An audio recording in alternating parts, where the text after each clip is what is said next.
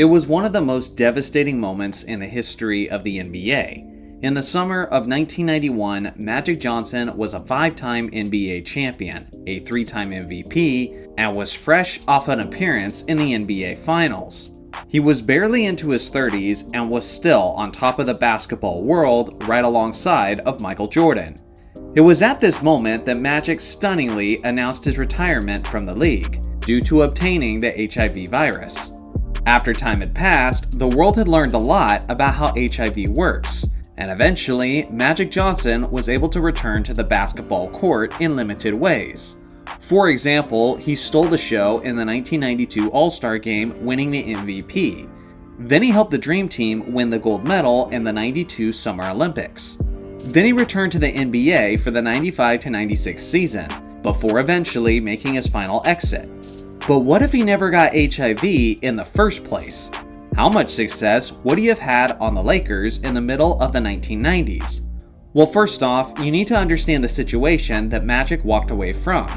In 1991, the Lakers had just won 58 regular season games and made it all the way to the NBA Finals before they were eventually eliminated by Michael Jordan's Bulls in just 5 games.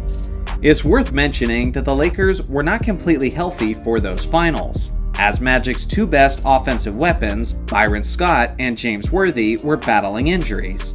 Magic Johnson was also a beast that entire season, as he finished second in the MVP standings behind only Michael Jordan, and he put up some insane numbers throughout those finals, including this monstrous triple-double in the championship clincher. Without Magic, that Lakers squad came back in the 91-92 season, and were still pretty decent. They finished with a 43-39 record, before being eliminated in the first round by the eventual West champions, the Portland Trail Blazers. This Laker roster was still designed for Magic's leadership. If Magic was still at the helm at the age of 32, then there is a very good chance that they make it all the way to the NBA Finals, meeting Jordan's Bulls for the second straight season. Then the 92-93 Lakers were also an interesting team. With basically the same core of players, they finished the regular season with a 39-43 record, which was actually good enough to squeeze into the NBA playoffs. There, they met the first-seeded Phoenix Suns, who were led by that season's MVP, Charles Barkley. This Lakers team shocked the basketball world, as they stole games 1 and 2 in Phoenix, meaning they were 1 game away from eliminating the team that had the best record in the NBA. Eventually, they lost the series in the deciding 5th game, but it took overtime to do it. This team nearly beat the eventual Western Conference champions without Magic Johnson. If they had a 33-year-old Magic as additional help, then I think it's very likely that they would have made it to the NBA Finals for a 3rd straight season, where they would have yet again met up with Jordan's Bulls. I do believe that MJ and the Bulls would have won all 3 of those finals matchups, but it's interesting to imagine what that would have meant for the legacies of both Magic and Michael. At that point, Magic and James Worthy would have been much older, so I think that's the end of their trips to the NBA Finals, as both of their games are starting to decline and as the franchise enters a rebuild. If Magic Johnson didn't retire at this point, then the 94, 95, and the 96 season would have been pretty rough. Remember, in reality, Magic Johnson did play in the 95-96 season, but that was a comeback attempt riddled with drama, as Magic was trying to assert himself as a leader on a team that already had a pre-existing identity. In large part, Magic admitted that he retired at the end of the 1996 season because of the turmoil with the team, involving guys like Nick Van Exel and Cedric Ceballos. But if Magic never left in the first place, then he's likely never having to fight for respect as a leader, and some of those guys probably wouldn't even be on the roster in the first place. My point is, in this scenario, I don't think Magic Johnson makes his final retirement in the summer of 1996. Which means that he's still on the roster when Jerry West brings on Shaquille O'Neal and Kobe Bryant for the 96-97 season. This time, I think this is Magic's final season, as he makes a deep playoff run with Shaq and Kobe's Lakers. I really doubt a 37-year-old Magic Johnson would have been enough to get the Lakers past the Utah Jazz or the Seattle Supersonics. But if they did somehow manage that, they would once again be meeting Jordan and the Bulls in the '97 finals. So ultimately, Magic should have had a much longer career, with better all-time rankings and several more trips to the NBA Finals. Ultimately though, I think it would have resulted in roughly 3 eliminations at the hand of Michael Jordan in the NBA Finals. So I think it's debatable whether or not this scenario would actually be a good thing for Magic's legacy. Just 10 days after Utah stunned Chicago at the United Center. Now the subplot here, Bulls general manager Jerry Krause telling the Chicago Tribune this may be the end of the Bulls as we know them. Krause stated once again Phil Jackson won't be back next season. And as for Michael Jordan, Krause said, quote, if Michael chooses to leave because there's another coach here, then it is his choice, not ours. We would like to have Michael back, but Michael's going to have to play for someone else.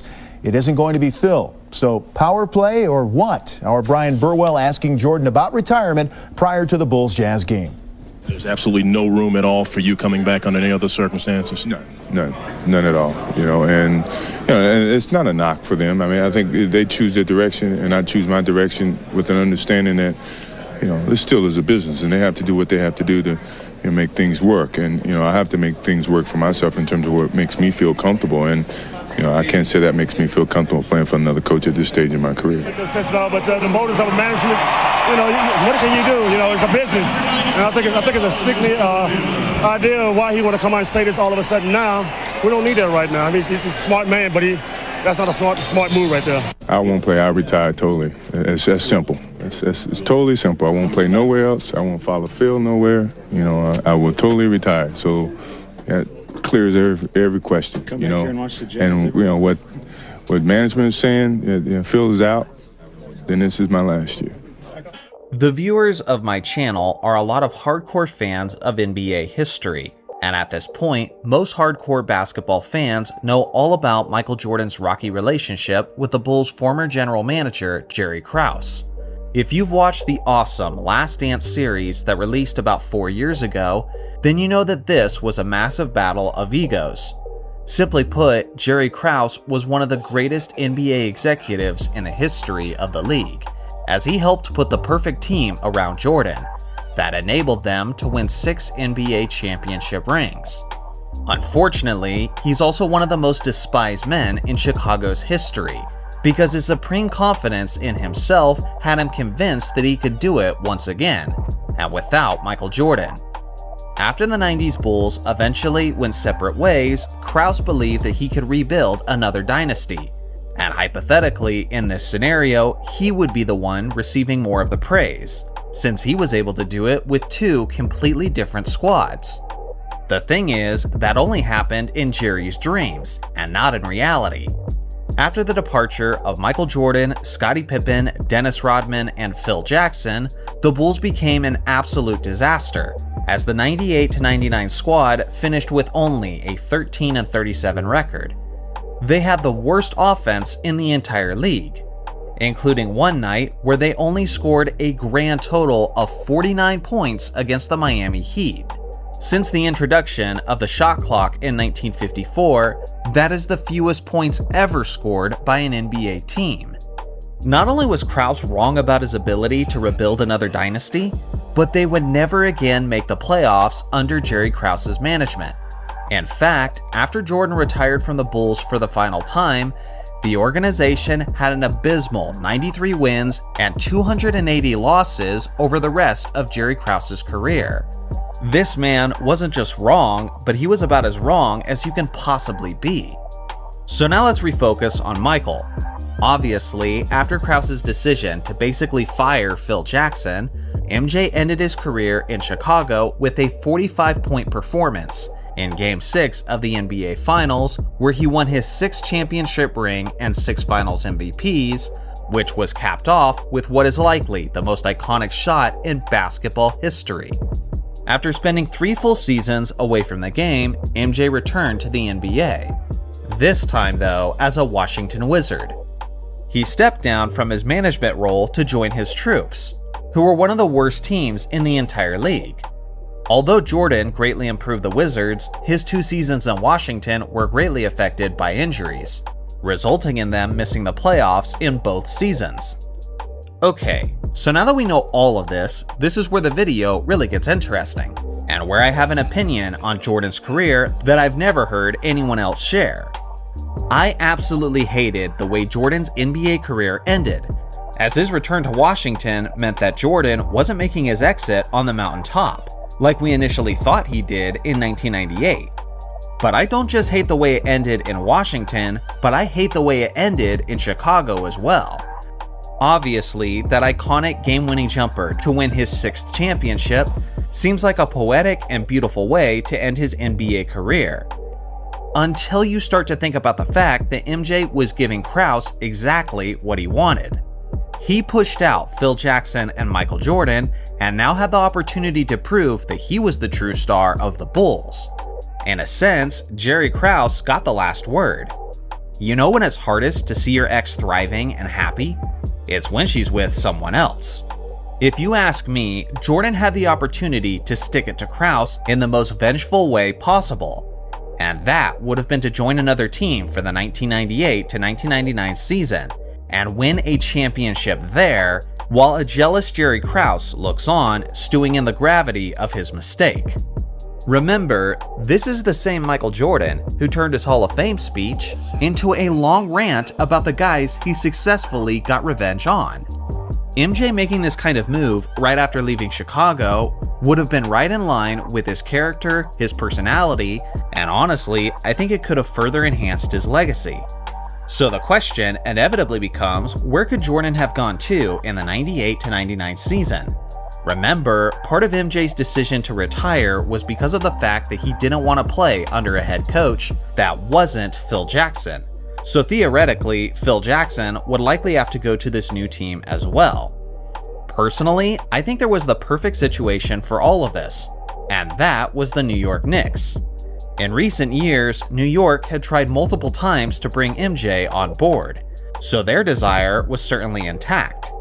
Numerous times in the past, Michael talked about how special it was to play in Madison Square Garden, and the special relationship he had with the New York Knicks fans.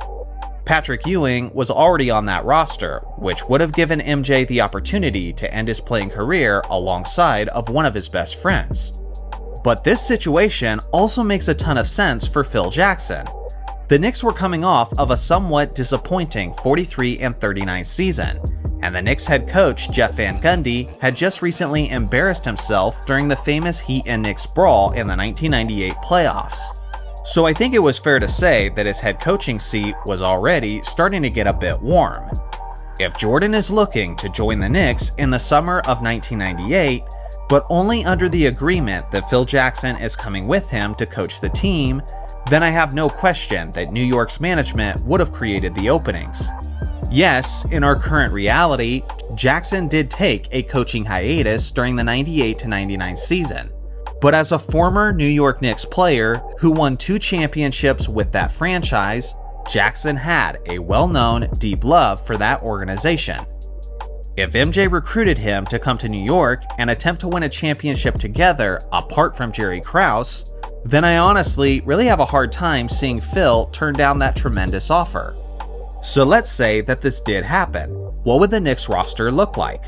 Well, with MJ coming in as a scoring wing, I don't think they would feel the need to make the trade for Latrell Sprewell, who was primarily a scorer and was seen as a locker room risk at the time, since he had recently choked his coach in Golden State. This means that the famous New York Knick, John Starks, remains on the roster a little bit longer. In this scenario, I believe the 98 to 99 Knicks lineup would have been Charlie Ward at the starting point, the lethal shooter Allen Houston as the starting 2 guard, an older Michael Jordan would move to the small forward, the 29-year-old Larry Johnson at power forward, and obviously Patrick Ewing would be the starting center. Coming off the bench as the 6th and 7th men would be the shooting guard John Starks and the shot-blocking center Marcus Camby. This roster, with Van Gundy instead of Jackson and with Sprewell instead of Jordan, finished as the 8th seed and made it all the way to the NBA Finals, before being eliminated by the San Antonio Spurs in 5 games. Now with Phil Jackson and Michael Jordan, this team would have been absurdly stacked. And not only do I believe that they would have made it to the NBA Finals, but I honestly think that they had all the tools necessary to defeat the San Antonio Spurs, which would have given Michael Jordan his 7th championship ring, and would have been the perfect way to execute his revenge on Jerry Krause, as MJ gets the last laugh. Truthfully, part of me is surprised that MJ didn't try to do something like this, and basically just let Jerry run them all out of Chicago with no attempt at revenge. To me, that would have been the perfect statement to end Jordan's career, as he would show Krause that he couldn't build another dynasty after Jordan, because at the end of the day, you just can't clone Michael Jordan. So what do you guys think? Do you agree that this would have been a more satisfying way to end Jordan's career? Or do you prefer the Chicago or Washington ending instead? Anyone that knows basketball knows that Shaquille O'Neal was one of the greatest players in the history of the NBA. But beyond that, I think it's fair to suggest that Shaq was the most physically dominant player of all time. I'm not just talking about the amount of points scored, but I'm talking about the way he did it. Shaq would physically impose his will, and would bully 7-foot-tall grown men, who spent their entire lives being bigger and stronger than everyone else, and they ended up looking like weak children in his wake. No one has ever been more of a bully in the paint than Shaq was as an offensive player. For this reason, we appreciate his greatness, his uniqueness, and his tremendous impact on the league. The thing is, the NBA that Shaq dominated in the early 2000s was vastly different from the NBA we're witnessing today. Defenses play differently, the players are different, the rules are different, and even the offensive schemes are unlike anything that Shaq experienced in his prime. So the question becomes, just how would Shaq do in the modern NBA? Well, first off, let's look at the era that Shaq played in and see what we're comparing to. In the Diesel's prime, he was playing under Phil Jackson within a system known as the triangle offense. It was an offensive system that emphasizes lots of ball movement, that focuses heavily on running things through the post, naturally forming various triangles of passing lanes. This was often a slower-paced half-court set offense. The Lakers would take their time waiting for plays to develop. So on one hand, the pace of play was certainly much slower in this offense than it generally is today. But on the other hand, this was an offensive system that was basically designed to prioritize a big man. And that's why Phil Jackson always talked about how Shaq and this system was a dreamlike pairing. Playing within this system at the prime age of 27, Shaq led the NBA in scoring, averaging nearly 30 points, nearly 14 rebounds, and 4 assists on 57% shooting. This season, he was just one vote away from being the first unanimous MVP in NBA history, and he eventually went on to be the Finals MVP, as he led his Lakers to their first of 3 straight championships. I think it's fair to assume that if Shaq played in this modern NBA, he would be less of a focal point of the offense, seeing how it isn't playing within the triangle, but he would also naturally get more opportunities to score in the long run, since there are more possessions to be had in this faster-paced era. Something else that you have to consider is the evolution, or depending on who you ask, the de-evolution of the big man. Nowadays, there is so much emphasis on the three-point shot that it's completely changed the power forward and center positions. When Shaq was in his prime, teams were shooting roughly 1/3 of the amount of three-point shots that they're taking today. Now, the 4 and 5 spots are expected to be stretch bigs. They need to be guys who can space the floor and shoot the three at will. In the early 2000s, there was a lot of mass in the bodies of the guys who were in the paint. Some examples would obviously be Shaq, Alonzo Mourning, and Rick Smits. But nowadays, you're seeing a lot more skillful, lengthy guys, like Kristaps Porzingis, Chet Holmgren, and Victor Wembanyama. If those big men in the 2000s couldn't physically slow down Shaq, then how do you think these modern stick-like figures would handle him? Shaq would be abusing them to a never-before-seen extent. It wouldn't even seem fair. Naturally, Shaq's presence would change the game over time, as teams would have to acquire big bodies in the offseason who could actually stand a chance at making Shaq sweat. But in the meantime, if you drop Shaq in the modern league cold turkey, then yeah, he's dropping 40 and 50-point games on a regular basis. Due to the extreme contrast in size and strength, I believe teams would be fouling Shaq and implementing hack-a-Shaq strategies even more than they did in the 2000s.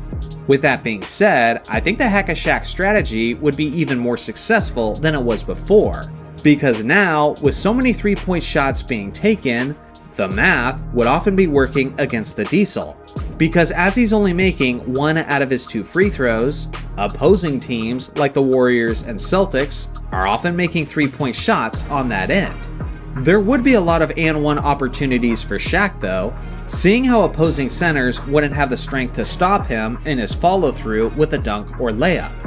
I genuinely believe that in this modern NBA, with teams constructed as they currently are, Shaq is averaging about 35 points, 13 rebounds, and 6 assists, while shooting an NBA post-merger record of 16 free throws per game.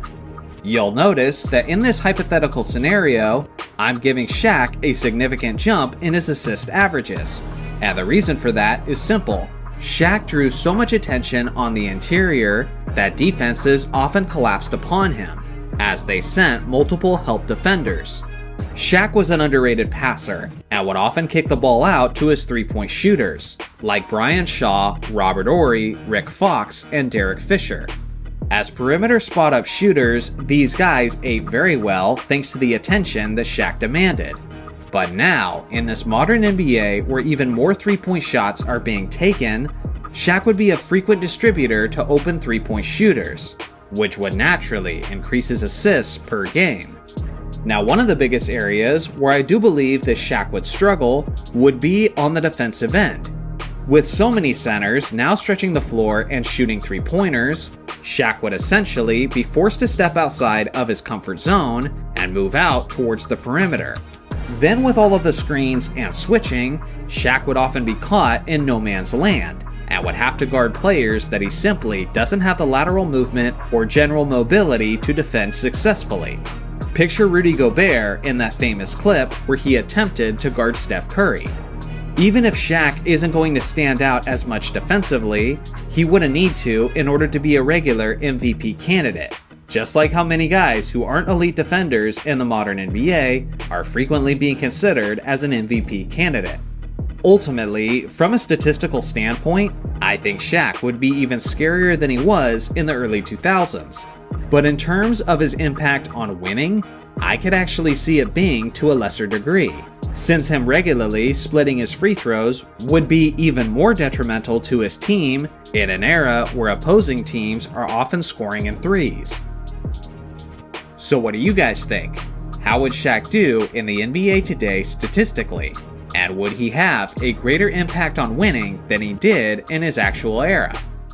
About a month or two ago, I made a video called If the Best Players of Each Decade Pulled a Kevin Durant. And essentially, what that video was about is what the NBA would look like if other superstar players from years past did exactly what KD did, which was leave the team that just defeated him in the NBA playoffs and join that team in order to make an absolute powerhouse in that conference. It was really interesting to look through the decades and see how this would have gigantic ramifications on basketball history as we know it.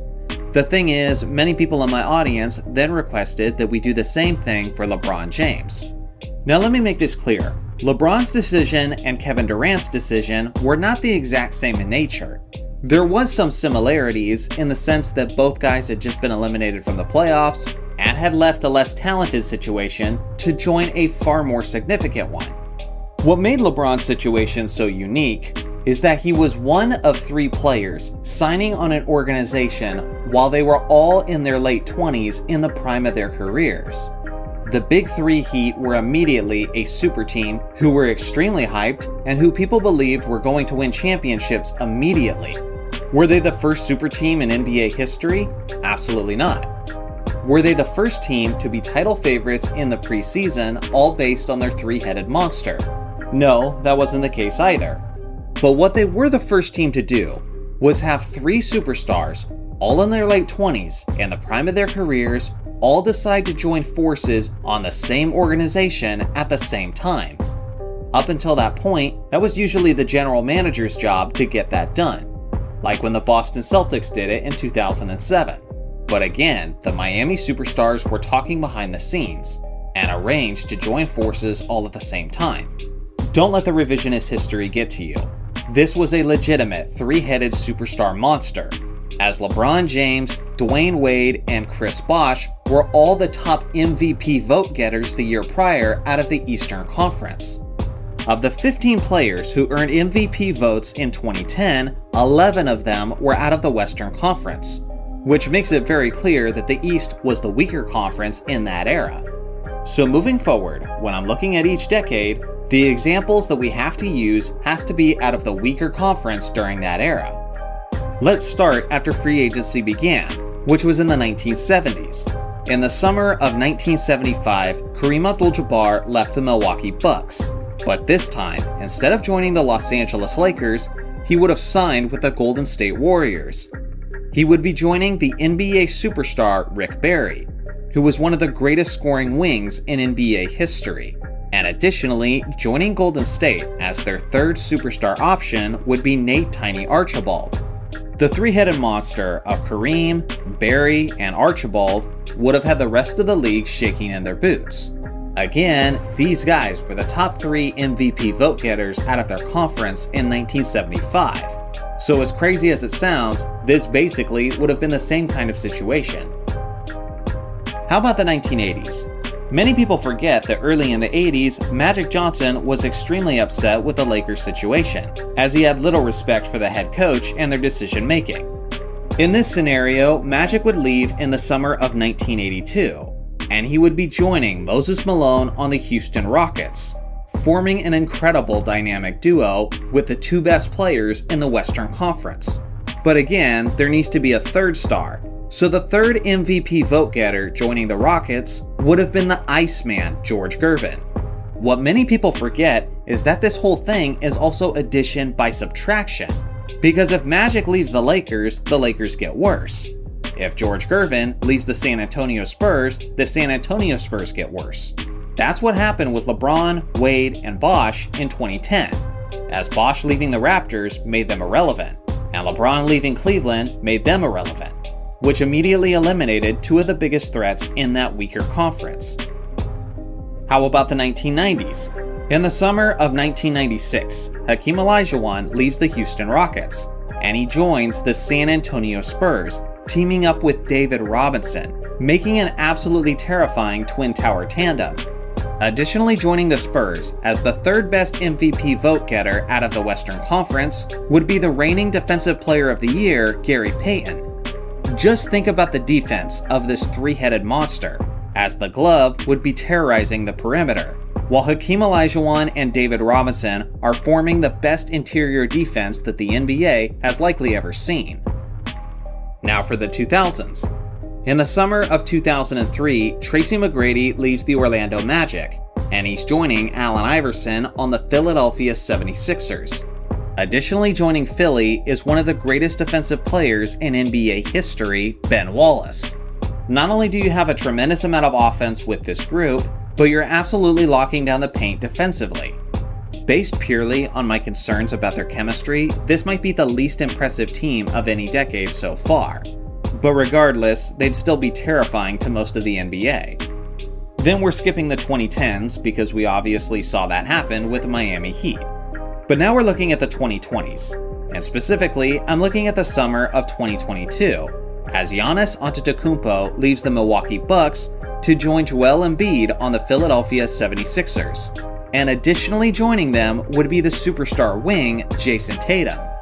That's right, Giannis, Embiid, and Tatum were all the top 3 MVP vote getters in the weaker conference that season, forming a 3-headed monster that would not only immediately be a title contender, but they would be forming a dominant championship contender for probably the next 10 seasons straight.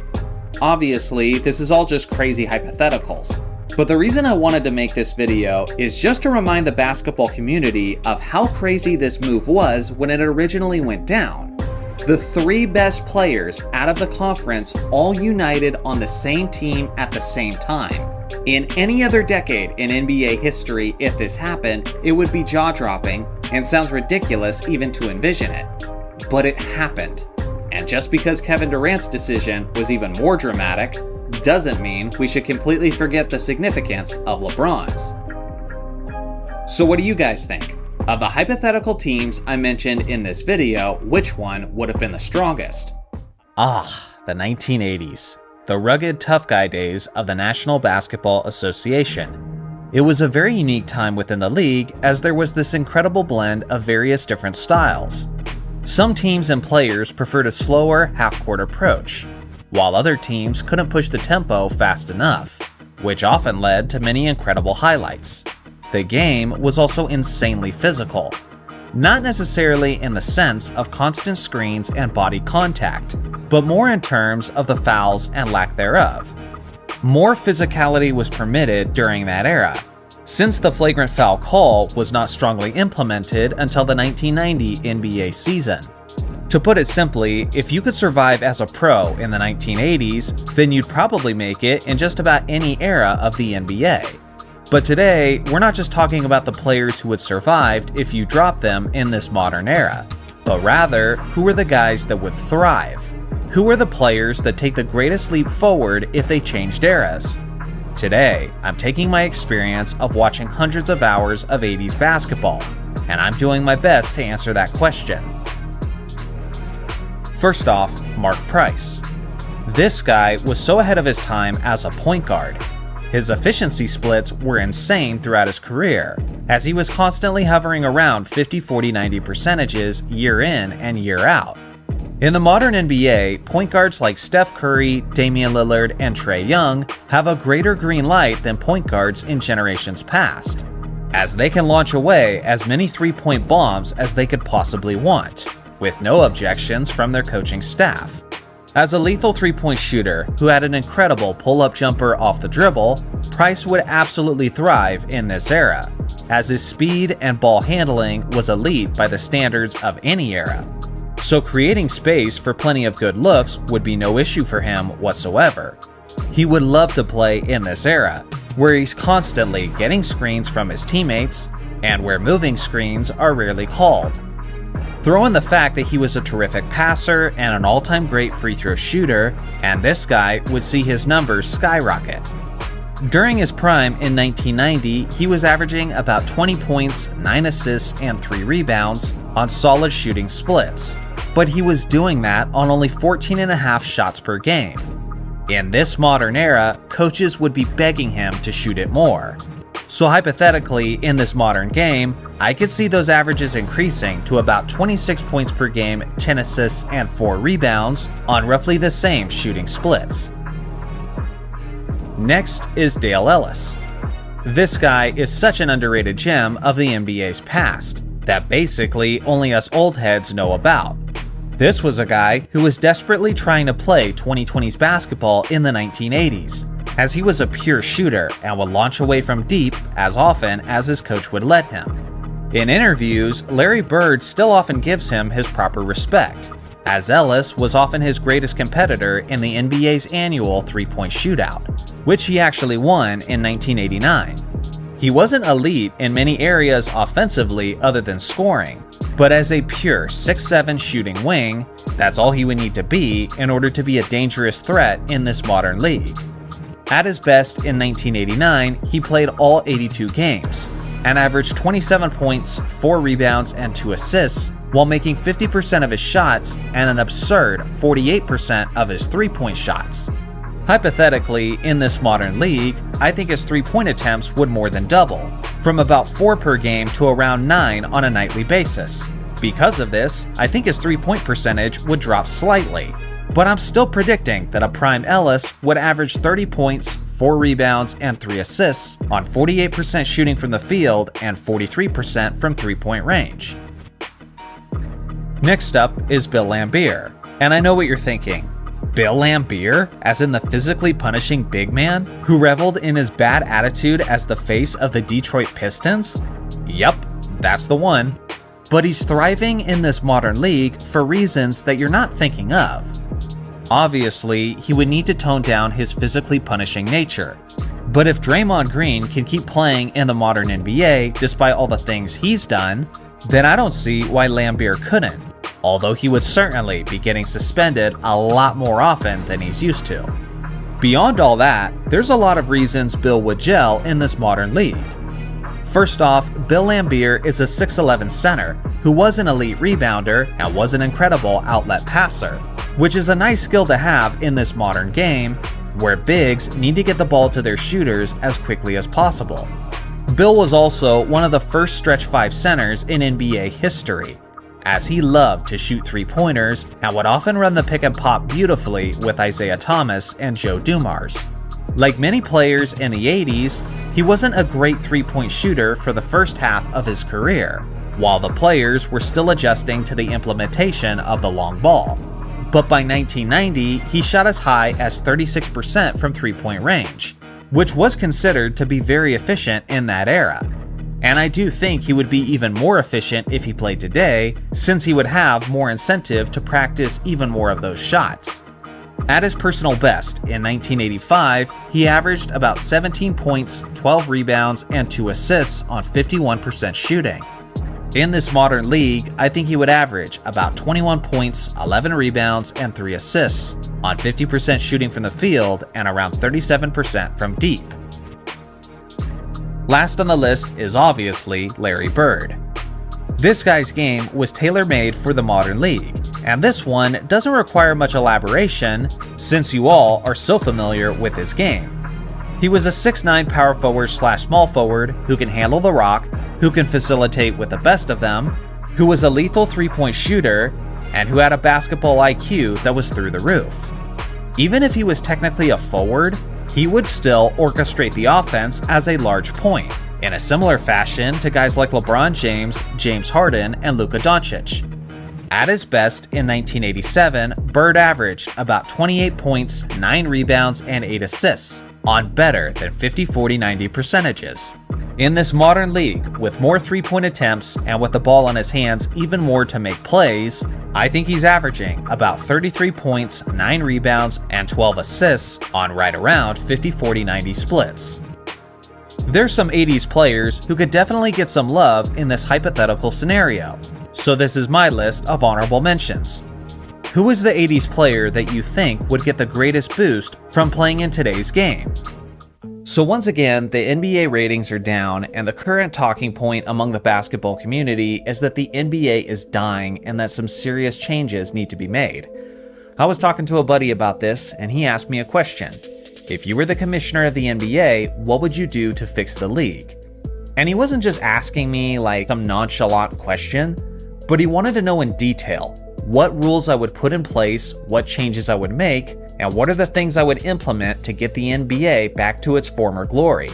I decided that it would be best to answer that in a video. So here's what I would do if I was the NBA's commissioner in order to fix the league. And please, let me know in the comments section what you would do if you were in that role as well. First off, I would lengthen the 3-point line. Now yes, Steph Curry had a lot to do with the surge of 3-pointers within the league. But a big part of that movement, and the reason why we're seeing so many 3-point shots taken today, is because of the analytics movement. It just makes sense to take more 3-point shots. For example, if a team shoots only 2-point shots and they make 50%, and the other team only shoots 3-point shots yet they make 40%, it's actually the team that's only shooting 3s that is easily going to win the game. This basic math is the main motivating factor on why the 3-point shot has taken over the league. So the only way to get the league back to where it was in years past is to simply drop the percentages of the 3-point shots. And frankly, I think the best way to do that is to lengthen the distance of the shot. The 3-point line is 23 feet 9 inches away from the basket at the top of the arc, and then on the corners it's actually a lesser 22 feet away. I would change the distance at the top of the arc to about 26 feet. Naturally, you would see percentages plummet across the league, but there would still be a lot of guys who are capable of making them consistently, like Steph Curry, Damian Lillard, and Trae Young. Now personally, I would not touch the corner threes. There is already a limited amount of space on the corner three, and I know that if you extend the three-point line on the front end of the arc, then instantly the corner three becomes the most valuable shot in the entire NBA, and at one point it already was. The thing is, 42.4% of the shots taken in the NBA today are three-point attempts. But according to a study done by ESPN, only 10% of shots are corner threes. The truth is, the vast majority of the three-point shots taken today are from the front end of the arc. Again, this makes the corner three so valuable, but honestly, I'm okay with that, because corner three specialists will become more prominent, and they do add a bit of variety to the gameplay. If I was the commissioner, egregious flops not only get a technical foul, but it gets a technical free throw for the opposing teams. In a way, this rule has already been established in the NBA, but it's so rarely enforced that it's had very little effect on the player's approach. In the NBA rulebook, it also states that a flopping technical foul is considered a non-unsportsmanlike technical foul, meaning it will not contribute to a player's ejection. And for me, that's just such a weak approach. If we're confident that the player flopped and what he did was an action that hurt the product, then why wouldn't you penalize him with stronger consequences? If referees are not enforcing this, then we'll get new ones who will. It's one thing to punish or fine players for flopping, but it's another thing entirely if their stupid fake acting results in points for the opposing team. That will piss off their head coaches and their team leaders. And I do believe the quickest way to cut down on flopping is to make it show up on the scoreboard. The NBA All-Star Game is a mess and has become so lax, and the league office is constantly changing up the structure of the game to try to manufacture some interest. Personally, I would go back to the East and West format, but I would swing the pendulum completely in the opposite direction and have it go from an exhibition game to a game that determines home court advantage in the NBA Finals. Is it going to the West or is it going to the East? Now, some may say that this is too dramatic, but I don't care. The players earned this by not trying harder and not putting an entertaining product in front of the fans. Then now, we're going in the complete opposite direction, and you know for a fact that that would create interest in the All-Star Game. Now, some might point out that certain All-Stars would care more about this than others.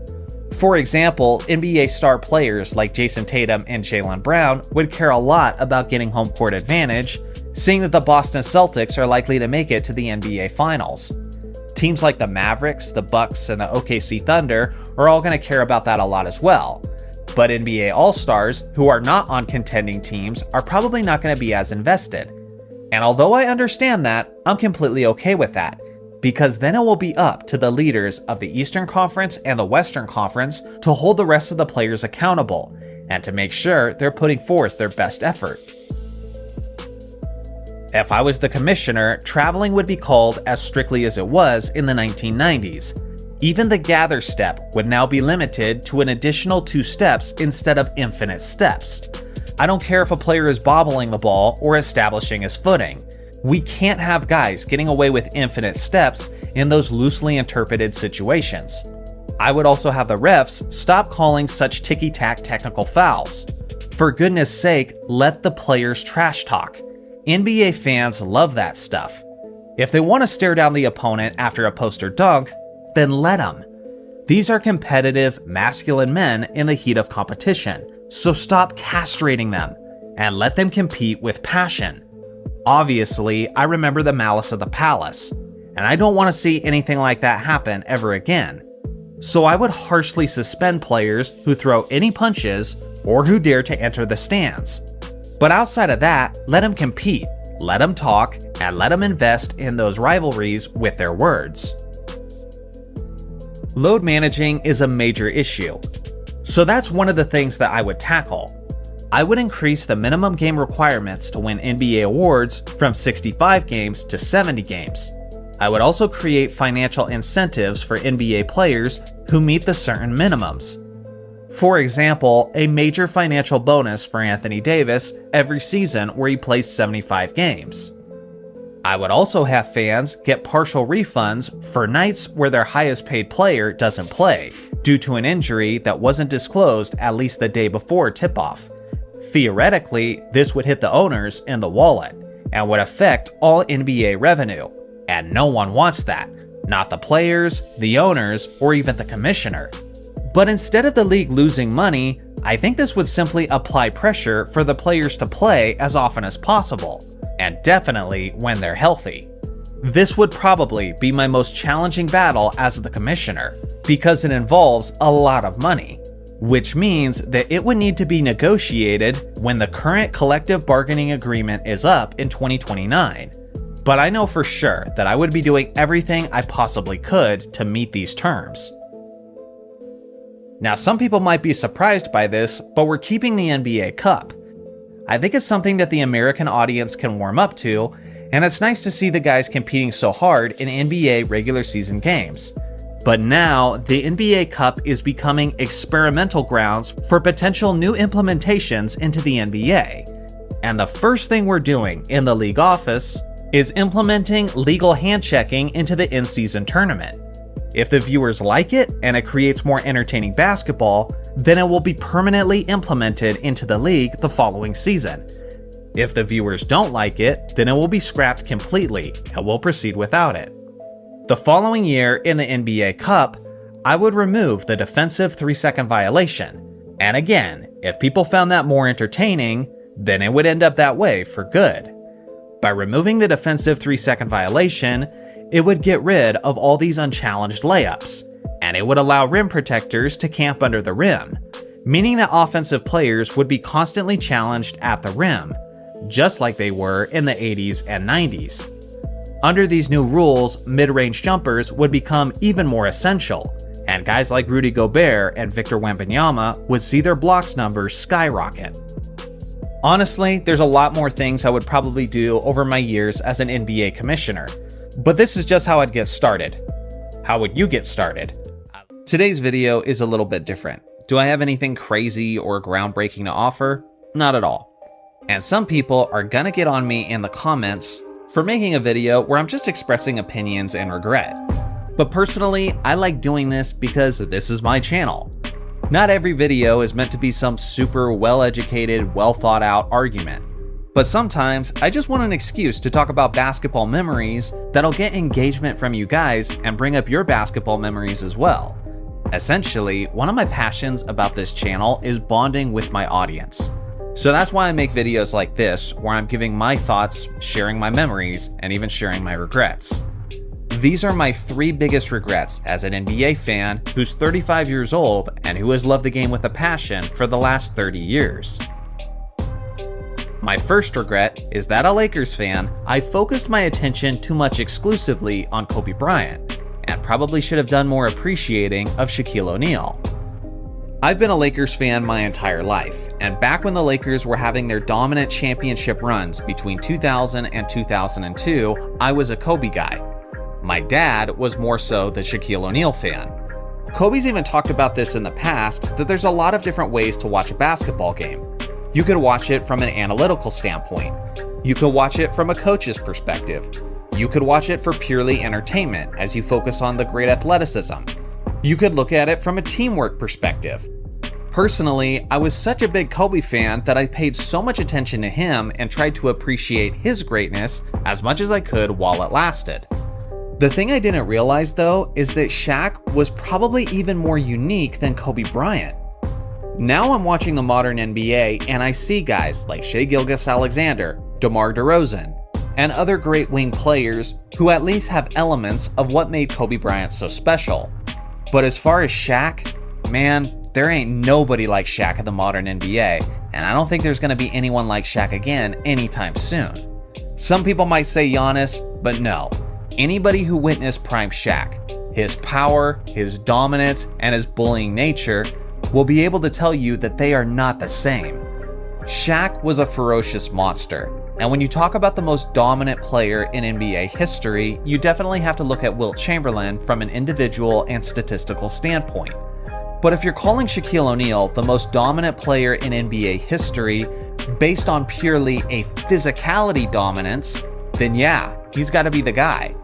Wilt was also a dominating force with his strength and with his power, but a lot of his game was also finesse, as he had a solid fadeaway and finger roll to his game.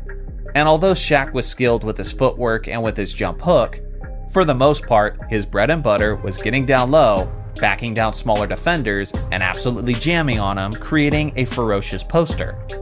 Ultimately, I'm glad to have seen both players dominate, and I got to see each player's prime, but I just don't think I focused on Shaq's greatness as much as I could have, and I truly regret that. My second biggest regret as an NBA fan is not investing more in incredibly hyped prospects.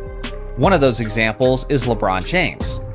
I remember in 2003, leading up to Cleveland drafting LeBron, everybody was saying that he was going to be a GOAT candidate. Everybody was saying he was the next big thing. And although the hype was crazy for Victor Wembanyama, I truly don't think we've ever seen a player as hyped as LeBron James was coming out of high school.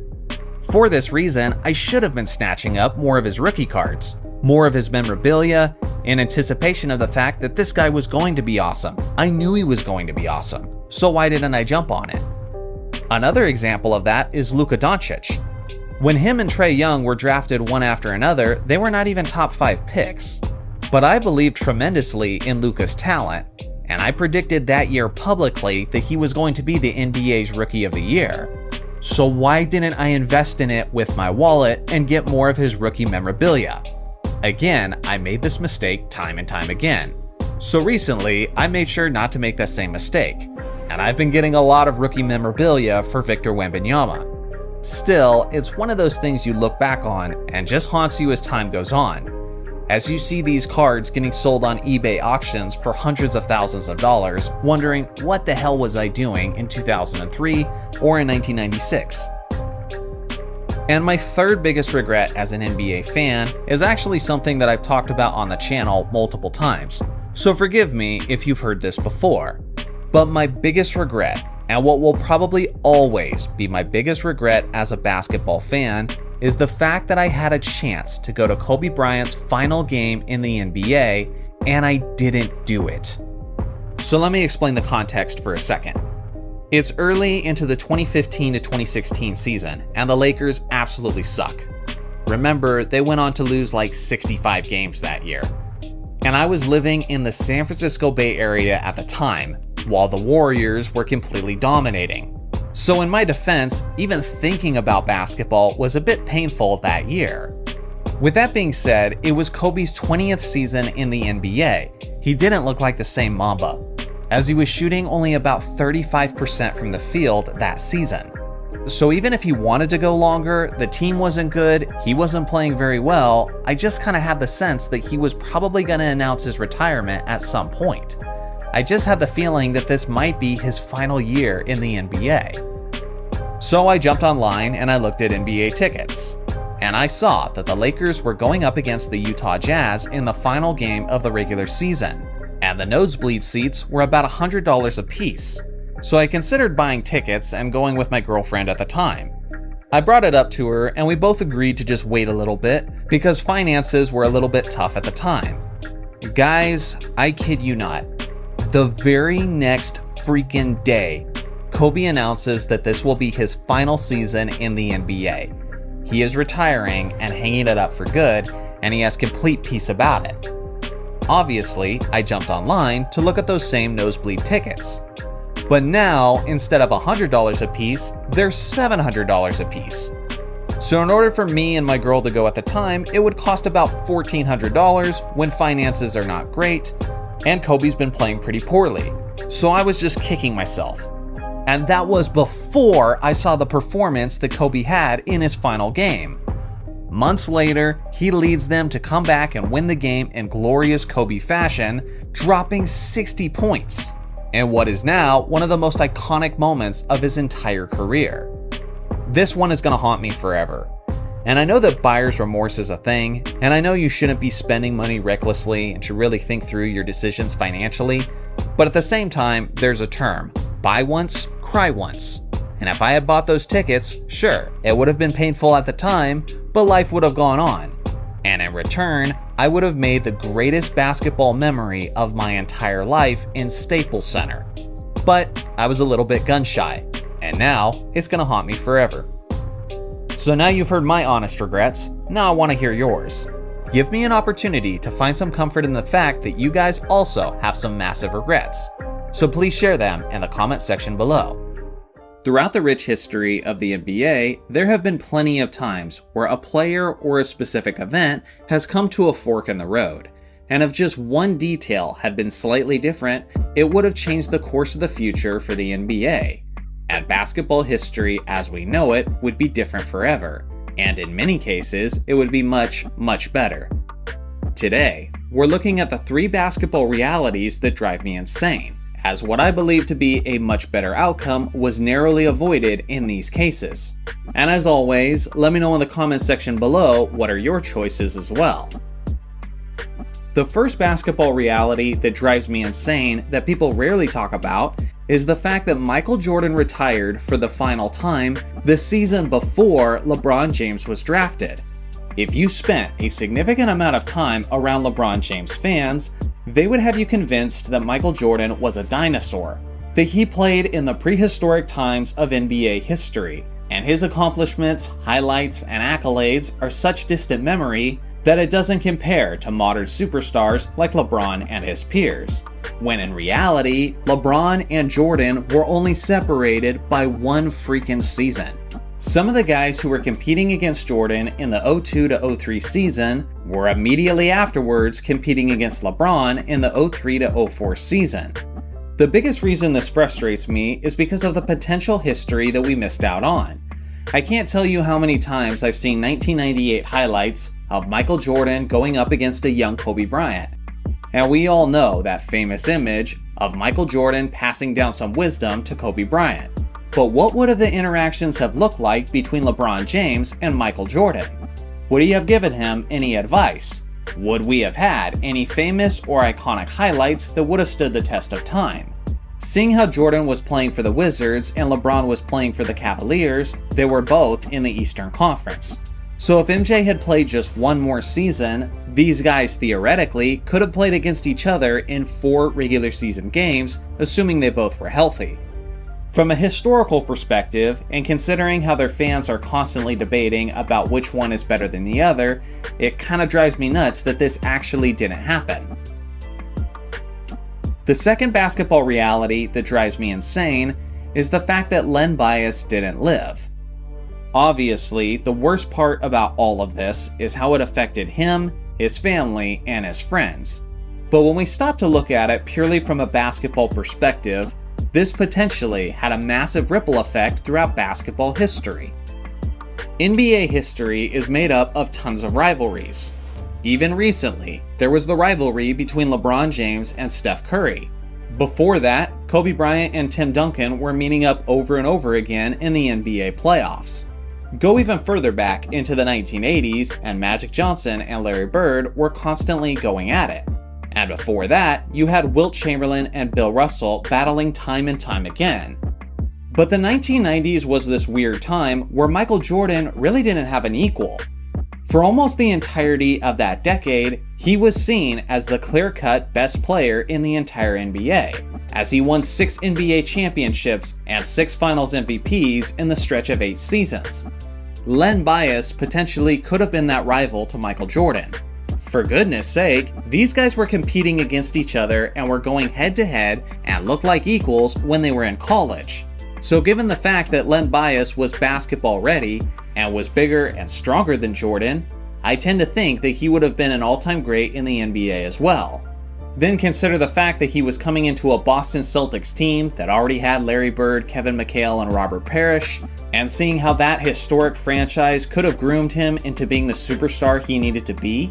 And yeah, we could have had a 1990s where Michael Jordan and Len Bias were constantly battling it out for the NBA crown.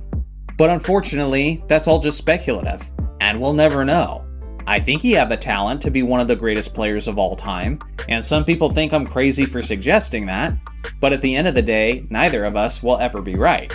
because unfortunately, this is the reality that we have to live with. The third basketball reality that drives me absolutely insane is the fact that Kobe Bryant and LeBron James never met up in the NBA Finals.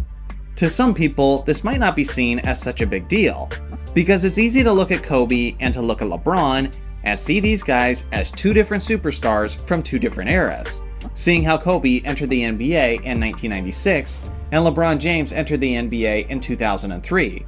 So yes, the prime of their careers didn't totally overlap. But with that being said, have you ever sat down and thought about the stretch of time in which these two guys were making it to the NBA Finals, yet somehow never did it simultaneously? LeBron James made it to the Finals with the Cavaliers in 2007. Then Kobe made it in 2008. Then Kobe made it again in 2009. Then Kobe made it in 2010. Then it was LeBron's turn, as he made it in 2011, 2012, 2013, 2014, 2015, and 2016. That is 10 straight NBA seasons where either LeBron James or Kobe Bryant were representing the NBA Finals. Yet somehow, these two guys never did it simultaneously. If there is any bit of evidence that the NBA isn't completely rigged, it's this. Because if the commissioner could have his way, then he absolutely would have stepped in and had Kobe Bryant and LeBron James meet up in the NBA Finals and have it be some of the highest viewed finals games in the history of the league. They were certainly setting that up with the famous Nike commercials of Kobe and LeBron arguing about their cookies and rings. To this day, Kobe Bryant fans and LeBron James fans are always debating their greatness. But this would have been the cherry on top for that debate, and would have given some sense of finality to this argument between these two all-time great players. So again, these are just 3 of the basketball realities that drive me insane, but there's a whole lot more that come to mind. What are the realities that we're living in today that drive you crazy? So just recently, 2 NBA legends, one active and one inactive, had a war of words during a game, as Gary Payton and Kevin Durant gave one another a piece of their mind. If you up here, I'm at the ceiling. Hey, look here. I'm on the roof. Dude, he's gonna come out here in a minute, man. 20 years straight. By the time you was my age, you was the 8th man on the bench. Same way. I'm gonna do the same way. This whole interaction and response inspired the topic of today's video, which I've been wanting to talk about for quite a while. But before I get into the meat and potatoes of this video, I want you to hear Kevin Durant's thoughts on the interaction. Yeah, it's always good when I run into an older player, especially in the 90s, who played in the 90s, because they feel like that's the golden years of the NBA. And so I try to let them know, especially GP, I try to let them know what it would have been like if you'd been on the court with me, you know, so because they tend to talk down on the mentality of our era players. So every time GP, a great sport about it, one of my favorite players, somebody I look up to, got major respect for. And I think this started in the summer at Team USA. We were all in the same room, Team USA, and the first thing I said to him is that he couldn't guard me, too small. Them dudes that he played back in the day wasn't close to me. I was just talking crazy to him, so I guess we just picked it up from there. And I love that I can have that rapport with the older generation of players and let them know that I'm like little bro to them, you know. I always looked up to them my whole life, so yeah, I'm gonna talk a little to them, you know. So that was fun. I got major respect for GP. You think you made a point to him at the end of that third quarter there with all those threes you hit, because that's when you went back? That minute, I didn't need to show him that minute of basketball for him to know what I've been doing out here. I got 18 years of footage, so that minute ain't do much. He knew that was coming. Oh yeah, for sure. He going right into that post. He's too small, man. 6'4".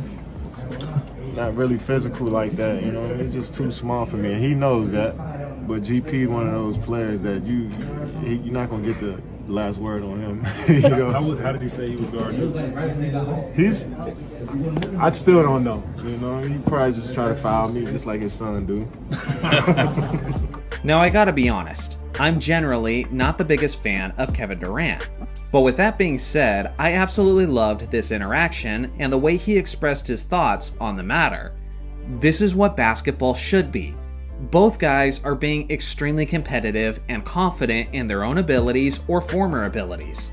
Although KD is trash talking about the glove, he also does it while giving the glove his flowers and talking about the respect he has for him. And I'm sure Gary would do the same. To me, the funny thing about this whole interaction is how Kevin Durant called Gary Payton, quote, too small to guard him. And this is not a unique statement by any means, as the whole too small gesture has become a frequent and goofy occurrence in the modern NBA. Sure, Kevin Durant is listed at 6'11", and Gary Payton is 6'4". So at first glance, you might actually agree that Gary is in fact too small. But the thing is, it's hilariously ironic to hear KD make this claim, when he's gone on and on about who he thinks is the toughest defender he's ever had to face, which is Tony Allen, who is also 6'4" tall. Take a listen. If you did screen him, most of the time I feel like, oh, just an open shot. Here, this motherfucker coming flying out of nowhere. I'm just like, and then that's just what you mentally, dog. And then if I get a pin down, and I might be slightly open here, you come out of nowhere, good help. Might get your hand in there, get a stop. Like, I just hated playing against Shaq because I knew everybody was focused on me coming off them screens, a pick and roll, and then TA was just good at just strictly one-on-one defense too. So. Man, I'm gonna tell you this, bro. You after Kobe, you the hardest motherfucker I had to guard, bro. I wasn't relaxed playing against you for sure. What? And I feel like you the best defender that I played against in my career. Man, appreciate that, bro. And I always tell people, I talk basketball with all types of people, and I tell them this every time. No bullshit. TA, the hardest guy to go against, strictly for the fact that you can't get screen. The physical aspects on top of it. A lot of people talk about your heart and your mentality, but like, let's talk about the technique too, which is important as a defender. You skinny up, you don't get hit by screens. When you do get hit, you keep pursuing the screen. You use your hands well. Like you play like a lockdown corner. And somebody asked me, the difference between you and Draymond, because I played with Draymond and I had a lot of battles against you. And I looked at Draymond like sort of like Ed Reed, where he a safety. He gonna be watching every play, and you know he behind that defense. You more so like Darrell Reeves, Dion, where you gonna follow that guy around all the time. You're gonna be a pest. Yeah, they might have a game. They might have a tough catch over top of you. But for the most part, they know and you know that you've been there the whole game. It ain't no like, even if Jerry Rice had a tough game against Dion, he know in his mind that Dion had a good game. You know what I'm saying? He had to bring out his best, and that's how I felt when I played against you. I had to be on point with everything I did, detail-wise, catching the ball, my angles, where my foot was, where my jump shot was. So I wasn't relaxed, bro. I was locked in, trying to be the best I could every possession. One of the constant narratives that you hear amongst younger basketball fans is that Kevin Durant is the greatest scorer of all time because he's the most difficult scorer to guard. This point essentially boils down to the fact that he's a 7-footer who's lethal from the perimeter. But again, that doesn't necessarily make him unstoppable, because although size is nice, it isn't the most important thing when it comes to great defense. Just as KD said himself, Tony Allen was the best defender he's played against, even at 6'4", and the numbers back this up.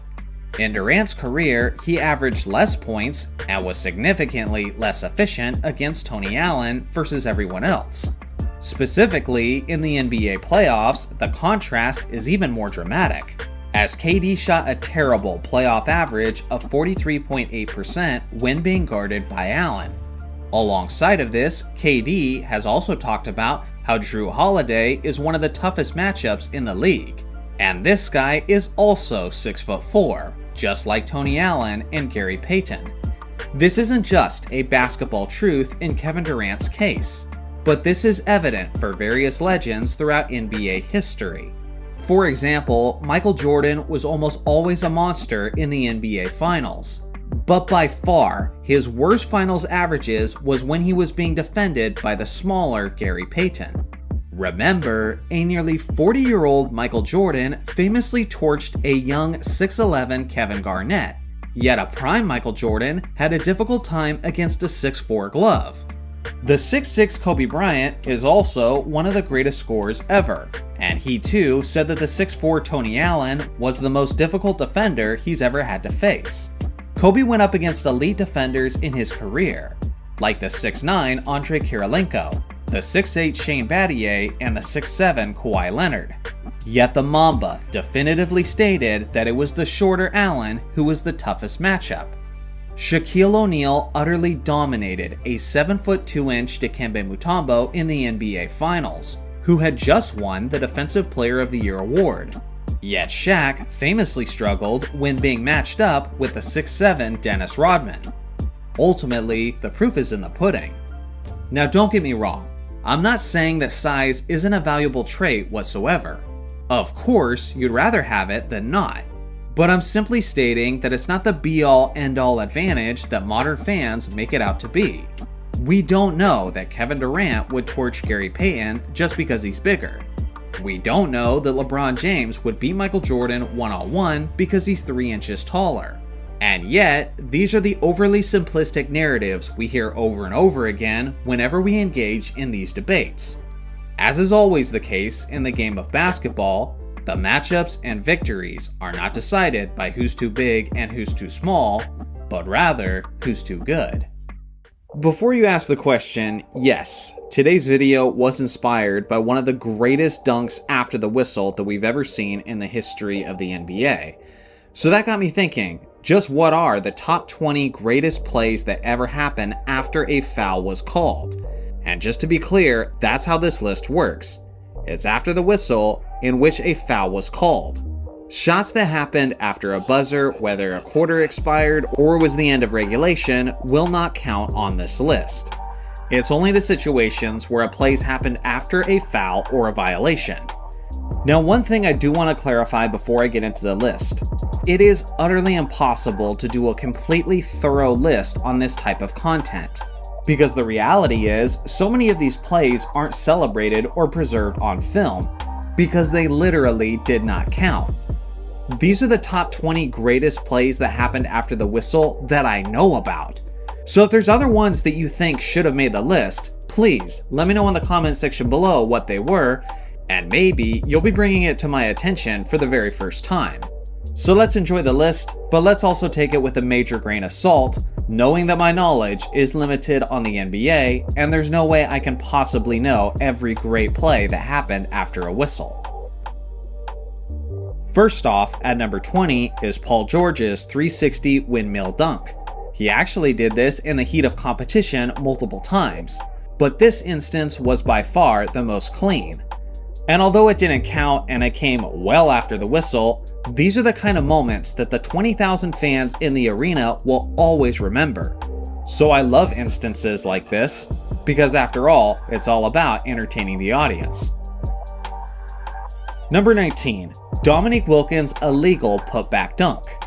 For those of you who didn't know, you're not actually able to hang on the rim while you're converting a putback basket.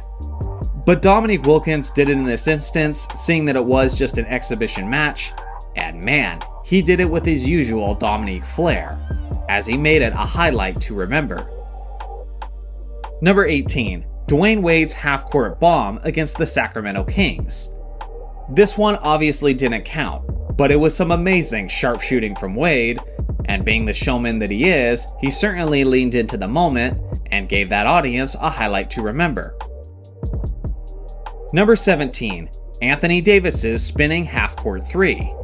He was off balance on this play, and obviously, if play had continued, this is probably going to be called a traveling violation.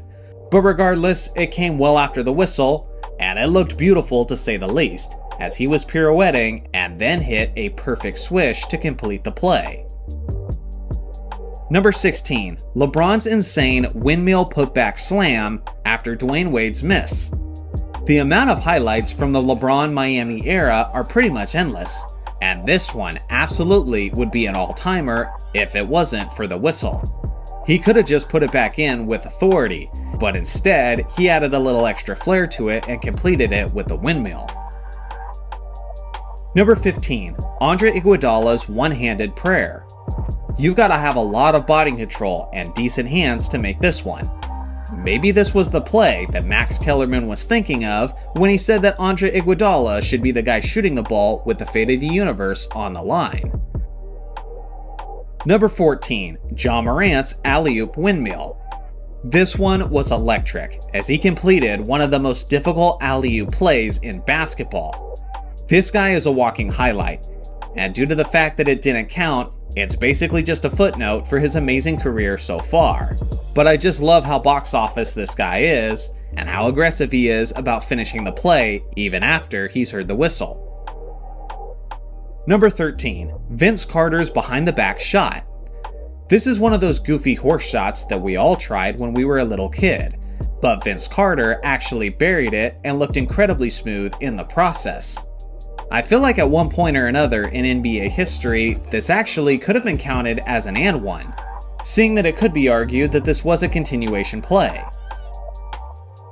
Number 12, Vince Carter's baseline windmill dunk. He had an insanely quick first step, and a foul was called away from the ball, but Carter decided to put on a show anyway, as he remained completely sideways in midair, yet completed the windmill dunk with his usual flair, and I'm sure the crowd was extremely grateful for it. Number 11, Nikola Jokic with the ultimate Nikola Jokic shot. As a Lakers fan, I know full well that this guy will sometimes just heave anything at the basket, and although I want to blame it exclusively on luck, admittedly, there is a lot of skill involved. Number 10, Richard Jefferson's poster slam. This one was especially stunning considering the fact that it was well after Richard Jefferson's prime. But with that being said, he clearly still had some explosiveness and finished this dunk with authority. And this is one of those plays that I actually think should have counted. Let me know in the comment section below if you're seeing the offensive foul here, because I'm not seeing it. Number 9, Blake Griffin absolutely posterizes Gortat. At this early stage of his career, this was something that Griffin was doing to just about everybody. I remember when he embarrassed Mozgov, dunked on him, and grabbed the back of his head as he did it? Well, he almost did this same thing to Gortat. The only thing is, this play didn't count, as he was hit with a charge and he couldn't believe it. Number 8, Anthony Edwards' poster slam on Gabe Vincent. This one didn't count, but it was yet another really tough call. I do think they got the call right though, as Vincent was out of the restricted area, and to my naked eye, it did look like his feet were set. Regardless of that fact, it was an incredible display of athleticism from Anthony Edwards. And to this day, I think he's still devastated about the fact that it didn't count. Number 7, Jamal Murray utterly humiliates the Milwaukee Bucks. This poster slam was insane, and I remember it. When Jamal Murray did it, I didn't think he was capable of getting that high up in the air, because by the time he was slamming it through the basket, it almost looked like he was looking down at the rim.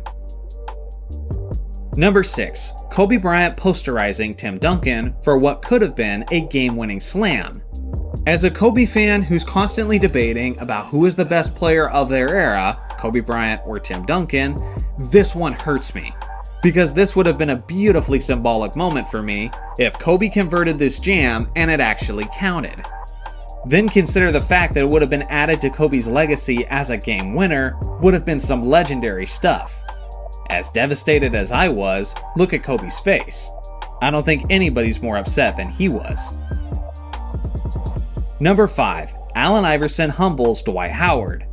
The antics on this one are very hilarious, as Dwight Howard pulls what is known as a KG move, when Allen Iverson shoots the shot after the whistle, and Dwight Howard knocks it away. So then the answer basically says, alright, try this one, and puts it so ridiculously high out of his reach and buries it, which has Howard looking on, simply shaking his head. Number 4, Shannon Brown's filthy block shot. You guys all know this play, as it quickly became one of the greatest basketball memes of all time. Not just for his athleticism and for the incredible ferocity of the block shot, but the response of the Lakers bench was absolutely beautiful, as even talented players like Kobe Bryant and Lamar Odom could do nothing but marvel at the sheer athleticism of Shannon Brown. Number 3, LeBron James's reverse lob finish from Delonte West. Inevitably, cue the father and son jokes, but this pass from West to LeBron I desperately wish would have counted. as this was one of the greatest alley-oop finishes of LeBron's career. And after he converted the play, even he had to take a moment and give a look to the audience that basically said, yeah, that was pretty good. Number 2. Alperen Şengün absolutely detonates on Zach Collins. This one was utterly insane, as he dunked it through a tremendous amount of contact with an enormous amount of ferocity. And it was a bit scary as well, as Zach Collins fell flat on his back and hit the back of his head. So ultimately, everybody wanted to make sure he was okay, and he ultimately was. But let's all admit, the fact that he got bodied and landed in such a gruesome way almost added to the embarrassment and the disrespect of the dunk itself. Again, it didn't count, but man, what a highlight this one was. Number 1. Ja Morant dunking on Victor Wembanyama. Now listen, you guys all know me. I'm the Basketball History channel, and I'm always paying respect to the plays from yesteryears. And a lot of the time, when I'm doing ranked lists like this, it's the older plays and the older guys who get the number 1 spot. Some people might accuse me of being a slave of the moment, but I honestly don't think that's the case. Victor Wembanyama is well on his way to being one of the greatest shot blockers in the history of the game. He's either 7'4" or 7'5" inches tall, and Ja Morant is so much shorter and has a ridiculous vertical leap, and just absolutely went for it as he utterly posterized Wemby. To be fair, Victor probably didn't know that he was going to finish the play attacking so aggressively, since the whistle did happen quite a while before that. But regardless of whether or not he knew, we now have the visual, and this will remain as arguably the greatest what-if dunk highlight of all time. Again, there's so many different after the whistle plays that you could mention in this video, but these are my top 20. Let me know what your top choices are in the comments section below, and what plays I might have missed. As all of you know, Kobe Bryant was one of the most lethal scoring assassins in NBA history. His most iconic and memorable scoring performance was of course his 81-point game. But what if I told you that this game was only one of several games where Kobe could have possibly scored 80 points? At the end of the third quarter of the 81-point game, Kobe had a total of 53 points. On several other occasions, Kobe had a similar performance through 3 quarters and didn't even play in the fourth quarter. Today, we take a look at some of those less-known scoring outbursts from the Black Mamba. Here's 5 games Kobe could have scored 80 points. Number 5. January 2002 versus the Grizzlies. When people remember the early years of Kobe's career, they probably think of the domination and championships Kobe and Shaq were able to accomplish as a dynamic duo. Phil Jackson was the head coach of those championship teams, and he coached the team using the triangle offense. It was an offense that featured lots of cuts and entry passes designed to get players into favorable positions for scoring. In other words, the offense was run through Shaq. Even with an offensive scheme that highly emphasized feeding the big man, Kobe was still managing to average near 30 points a game. But I remember watching Laker games as a teenager, wondering what Kobe would have been capable of offensively if Shaq wasn't always there demanding the ball. What would Kobe be able to do in an offense more geared to giving him the majority of the scoring opportunities? Well, on January 14th, 2002, we got to find out. Shaq was then serving a 3-game suspension for getting into a fight with the Chicago Bulls' Brad Miller. Fortunately, Shaq is as efficient with his punches as he is with his free throws, and Brad was able to live another day. Kobe decided to honor Shaq that game by writing his number 34 onto his shoes. Even with Shane Battier, one of the premier defenders in the league, guarding Kobe, he could still not be stopped that night. He was doing everything on the floor offensively, torching anyone and everyone who tried to slow him down, including his future teammate Pau Gasol. At the end of the third quarter, Kobe had 56 points on 21 of 34 shooting, while the entire Grizzlies team had only 59 points. When you consider that Kobe had 53 points at the end of the third quarter of the 81 game, you could see how easily Kobe could have had 70 and possibly an 80-point evening that night against Memphis. Only one problem. The Lakers were up over the Grizzlies 98-59 at the end of the third quarter, so Kobe sat out the entire fourth quarter. Number 4. February 2003 versus the Nuggets. This next scoring outburst was the third game of Kobe's historic 40-point scoring streak, which was 9 straight games. On the second game of a back-to-back, Kobe looked just as fresh as ever. He was hitting everything from highly contested fadeaways to acrobatic and furious finishes at the rim. With Kobe on fire to the extent that he was, the game was never in question, and the Lakers had a 32-point lead at halftime. Kobe didn't slow up, coming out firing in the third quarter and continuing to torch all of the nuggets thrown at him. In only 31 minutes, Kobe scored his total of 51 points with over 3 minutes left in the third quarter. Once again, due to the Lakers having a lead of over 30 points, Kobe did not play in the fourth quarter. As far-fetched as it might seem that Kobe would have scored 29 points in the fourth quarter if he had played, Kobe has managed to score 28 to 30-point quarters on numerous occasions, and considering that he had 53 at the end of the third of the 81 game, who knows what this game's total could have amounted to. Number 3. November 2006 versus the Jazz. As a rookie, Kobe began his career with his famous airballs in the playoffs versus the Utah Jazz. It seems as though Kobe has been out for revenge on them ever since. In this 2006 matchup with the Utah Jazz, Kobe continued to embarrass the Utah defense. The Jazz threw several different defenders at Kobe, including the respected and elite defender Andrei Kirilenko. Like many times before, it didn't matter who defended Kobe this evening, as Kobe had one of the most efficiently explosive scoring performances of his career. He started the game hot, scoring 22 points in the first half, but he completely erupted in the third quarter, scoring 30 points, including an incredible sequence in which Kobe made 11 straight shots without a miss. At the end of the third quarter, Kobe had 52 points on a remarkable 19 of 26 shooting on only 34 minutes played. The Lakers were up by 22 points at the end of the third, and once again, Kobe did not play in the fourth quarter. Number 2. December 2005 versus the Mavericks. Maybe the most incredible scoring performance of Kobe's career. Yeah, I said it. This game took place early in Kobe's famous 05-06 season, a game that would set the tone for an incredible record-breaking season. On the opponent's sideline was a familiar face to Kobe, Dallas Mavericks assistant coach Del Harris. Harris was Kobe's head coach in his rookie season with the Lakers in 1996.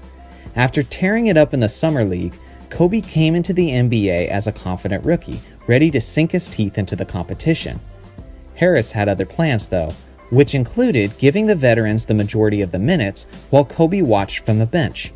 Kobe only played a minimal 15.5 minutes per game in his rookie season, an experience that Kobe never forgot. And in this evening against the Dallas Mavericks, he was getting his revenge. According to Kobe, he used this as motivation to have one of the most amazing performances of his career. Kobe went on an absolute tear, scoring in a multitude of ways that the Mavericks had absolutely no answer for. He scored 32 points in the first half and had 30 in the third quarter alone. At the end of the third quarter, the score on the Jumbotron showed Kobe with 62 points, Dallas 61. He outscored an entire team through 3 quarters. This game is the reason why people who discredit Kobe for scoring 81 points on a weak Raptors defense just look ridiculous, because he arguably did something more impressive just 1 month prior. This wasn't just any ordinary team that Kobe outscored through 3 quarters. This was a Dallas Mavericks team ranked 7th in points allowed that year, who also went on to the NBA Finals that season. Listen to this. Even though Wilt had a 100-point game, the final score of that game was 169 to 147. Wilt was nowhere close to outscoring the opposing team. Kobe not only could have easily had 80 this night, but he had a chance to do something that's never been done before in league history, outscoring an opposing team single-handedly. But when given the option, Kobe passed at the opportunity to play in the fourth quarter due to the game being essentially decided with the Lakers leading by 34 points entering the fourth quarter. Lakers assistant coach and former teammate Brian Shaw asked Kobe if he was crazy for choosing to sit out of the fourth quarter, saying to Kobe, "If you play in this fourth quarter, you could get 80. To which Kobe responded, "Nah, we're up by 30. When the time is right and the team needs it, I'll do it." The Malice at the Palace is recognized as one of the worst nights of NBA history. For those who don't know, the Malice at the Palace was an event that took place on November 19th, 2004, in a rivalry game between the defending champion Detroit Pistons and the talented Indiana Pacers. In summary of what took place, the game was physical throughout, and you could sense the tension between the two rivals. It reached a boiling point with only moments left in the fourth quarter.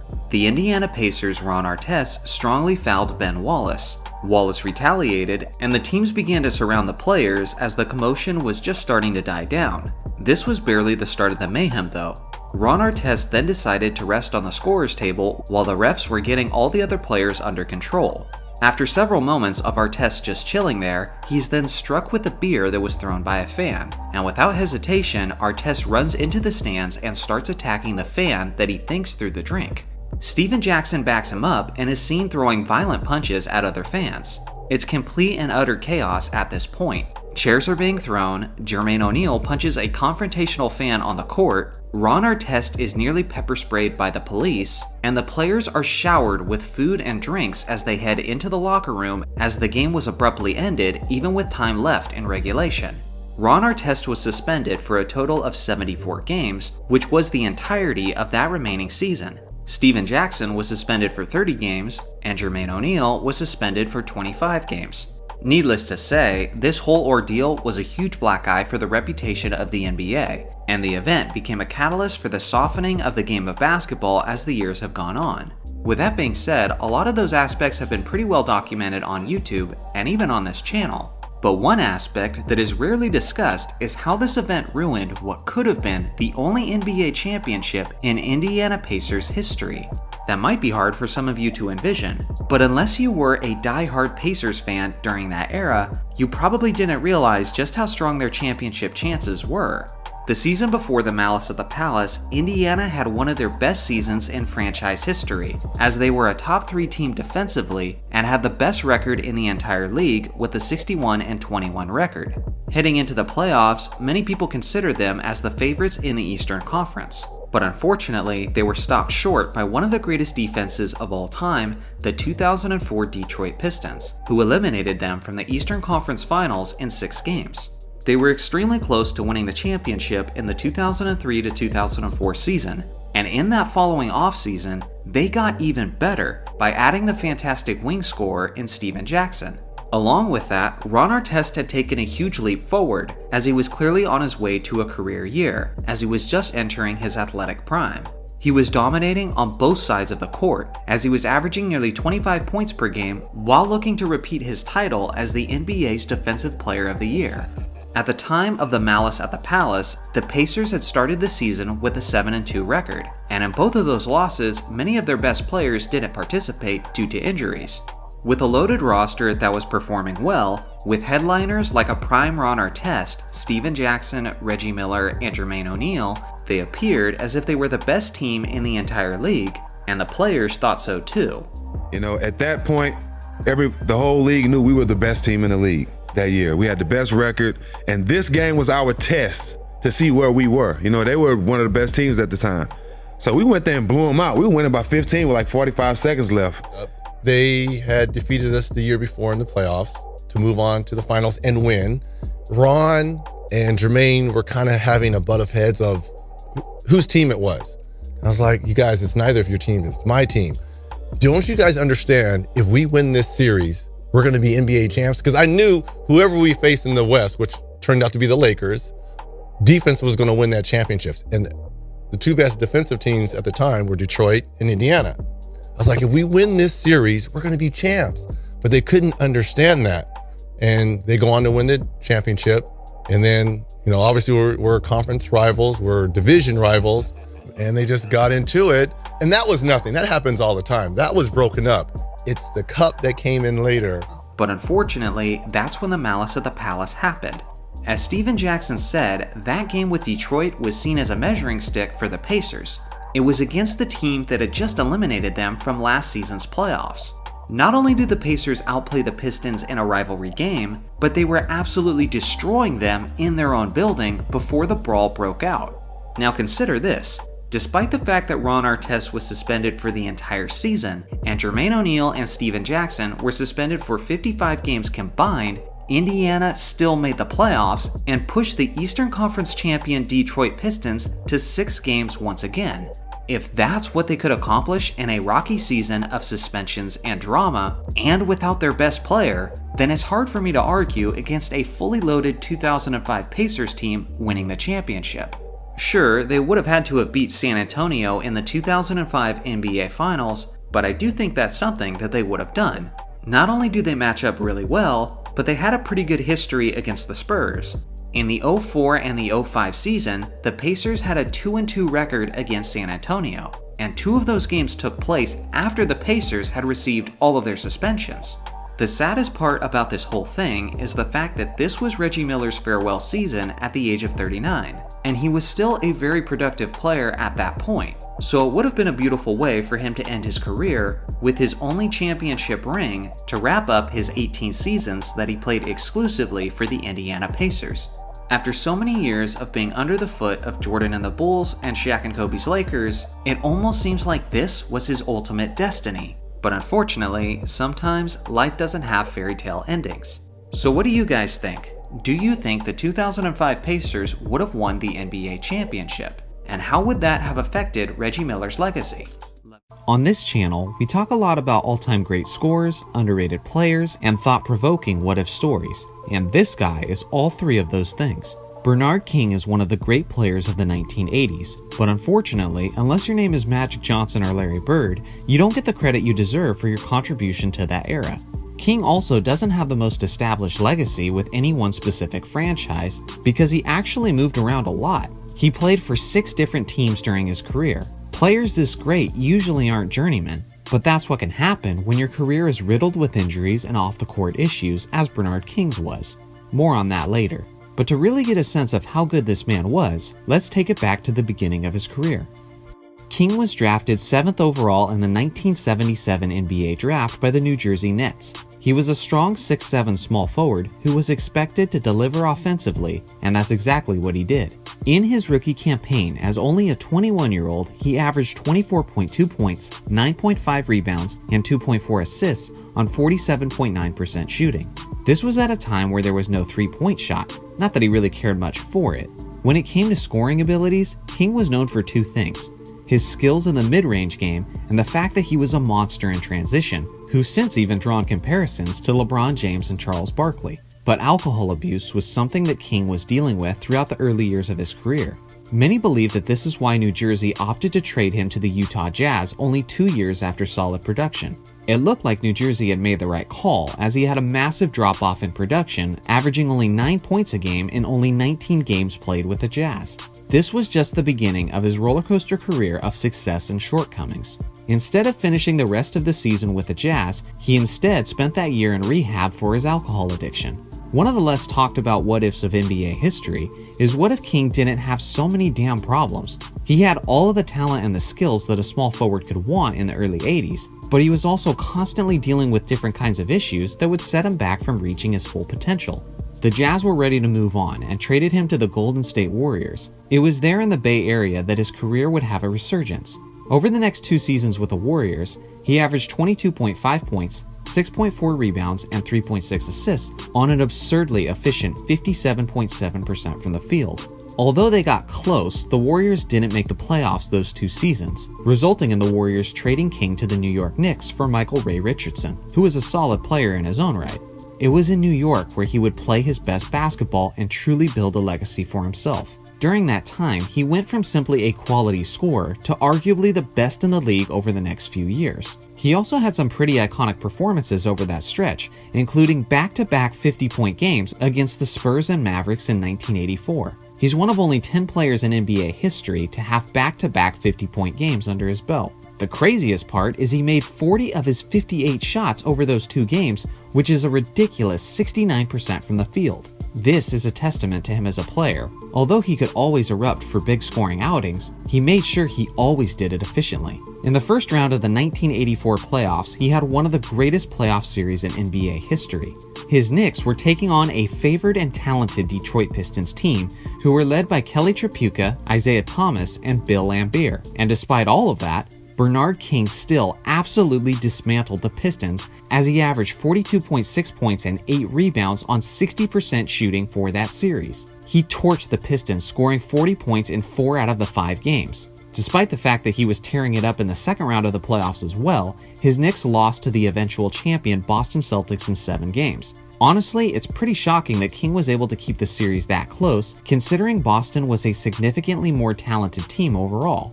The following season, which was the 1984-85 season, was the best of his career, as he led the league in scoring, averaging 32.9 points, 5.8 rebounds, and 3.7 assists on 53% shooting. His best performance that year came on Christmas Day, where he dropped 60 points on 63% shooting on his former team, the New Jersey Nets. His 60 points is still an NBA record for the most points ever scored on Christmas Day, which is pretty remarkable considering how Christmas games throughout history have always involved the league's best teams and the league's best players. And yet King's performance still sits on the mountaintop. Unfortunately, it was only shortly after King started making offensive history that it all came to a crashing halt. He was only 28 years old, right in the prime of his career, when he suffered a terrible and career-altering injury as he tore his ACL and broke his right leg. This injury was so brutal that he missed the second half of the 1985 season, missed all of the 1986 season, and played in only the final 6 games of the 1987 season. With King now entering into his 30s and still trying to rebound from his injuries, New York was ready to move on and release their former superstar player.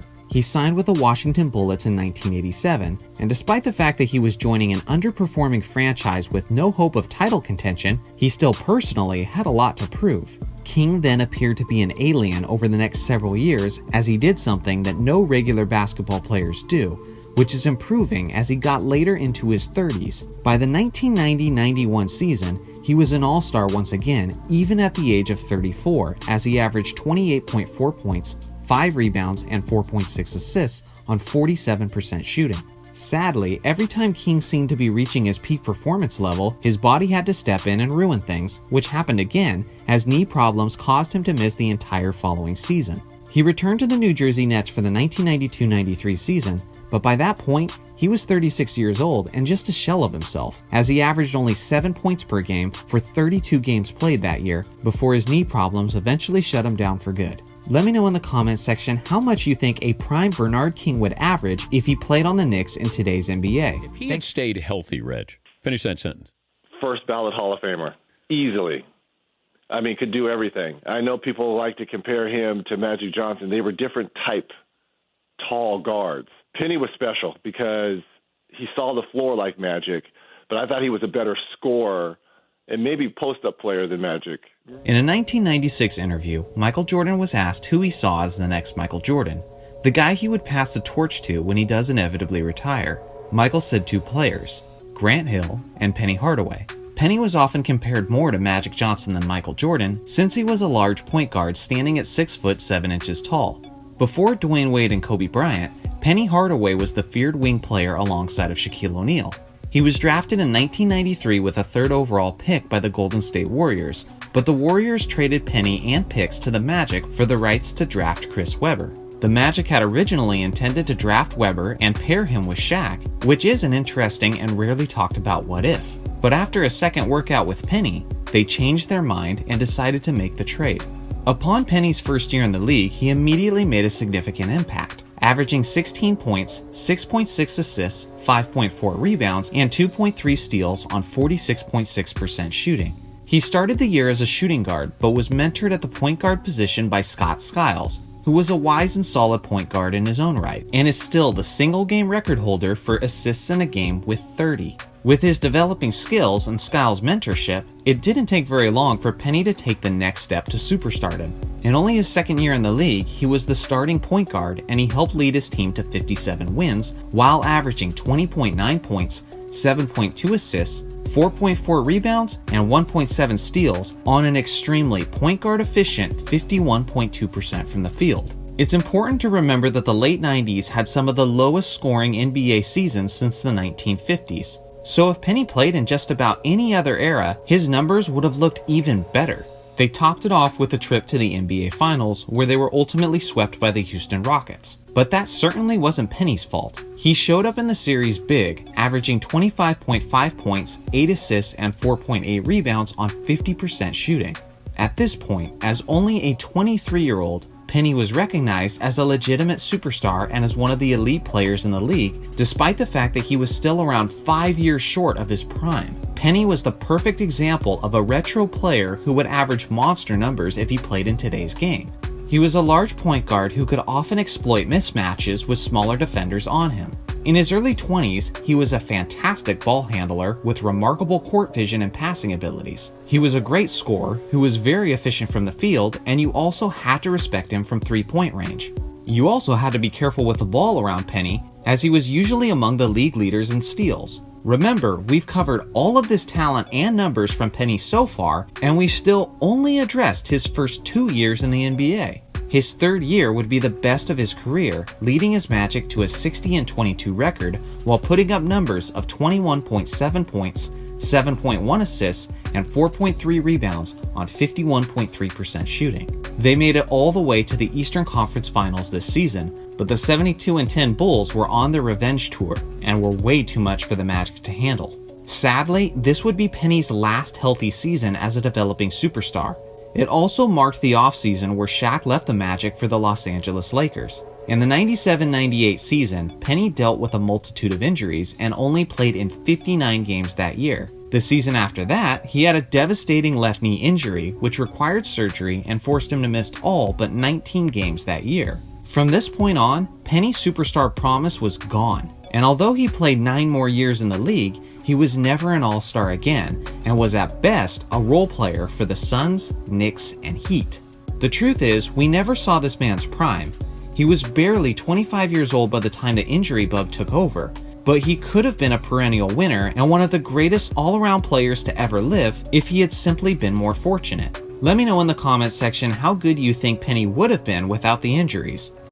So we've had some time to sit and ponder the NBA's official list of the 75 greatest players of all time. Although no two lists are alike, there are certainly some glaring omissions from this list that the basketball community seems to agree upon. I'll have some of those on this list for sure, but I may also have some other players you hadn't thought of. As you guys requested, here's the most disrespectful snubs from the 75 greatest list. First, what seems to be the most popular choice, Dwight Howard.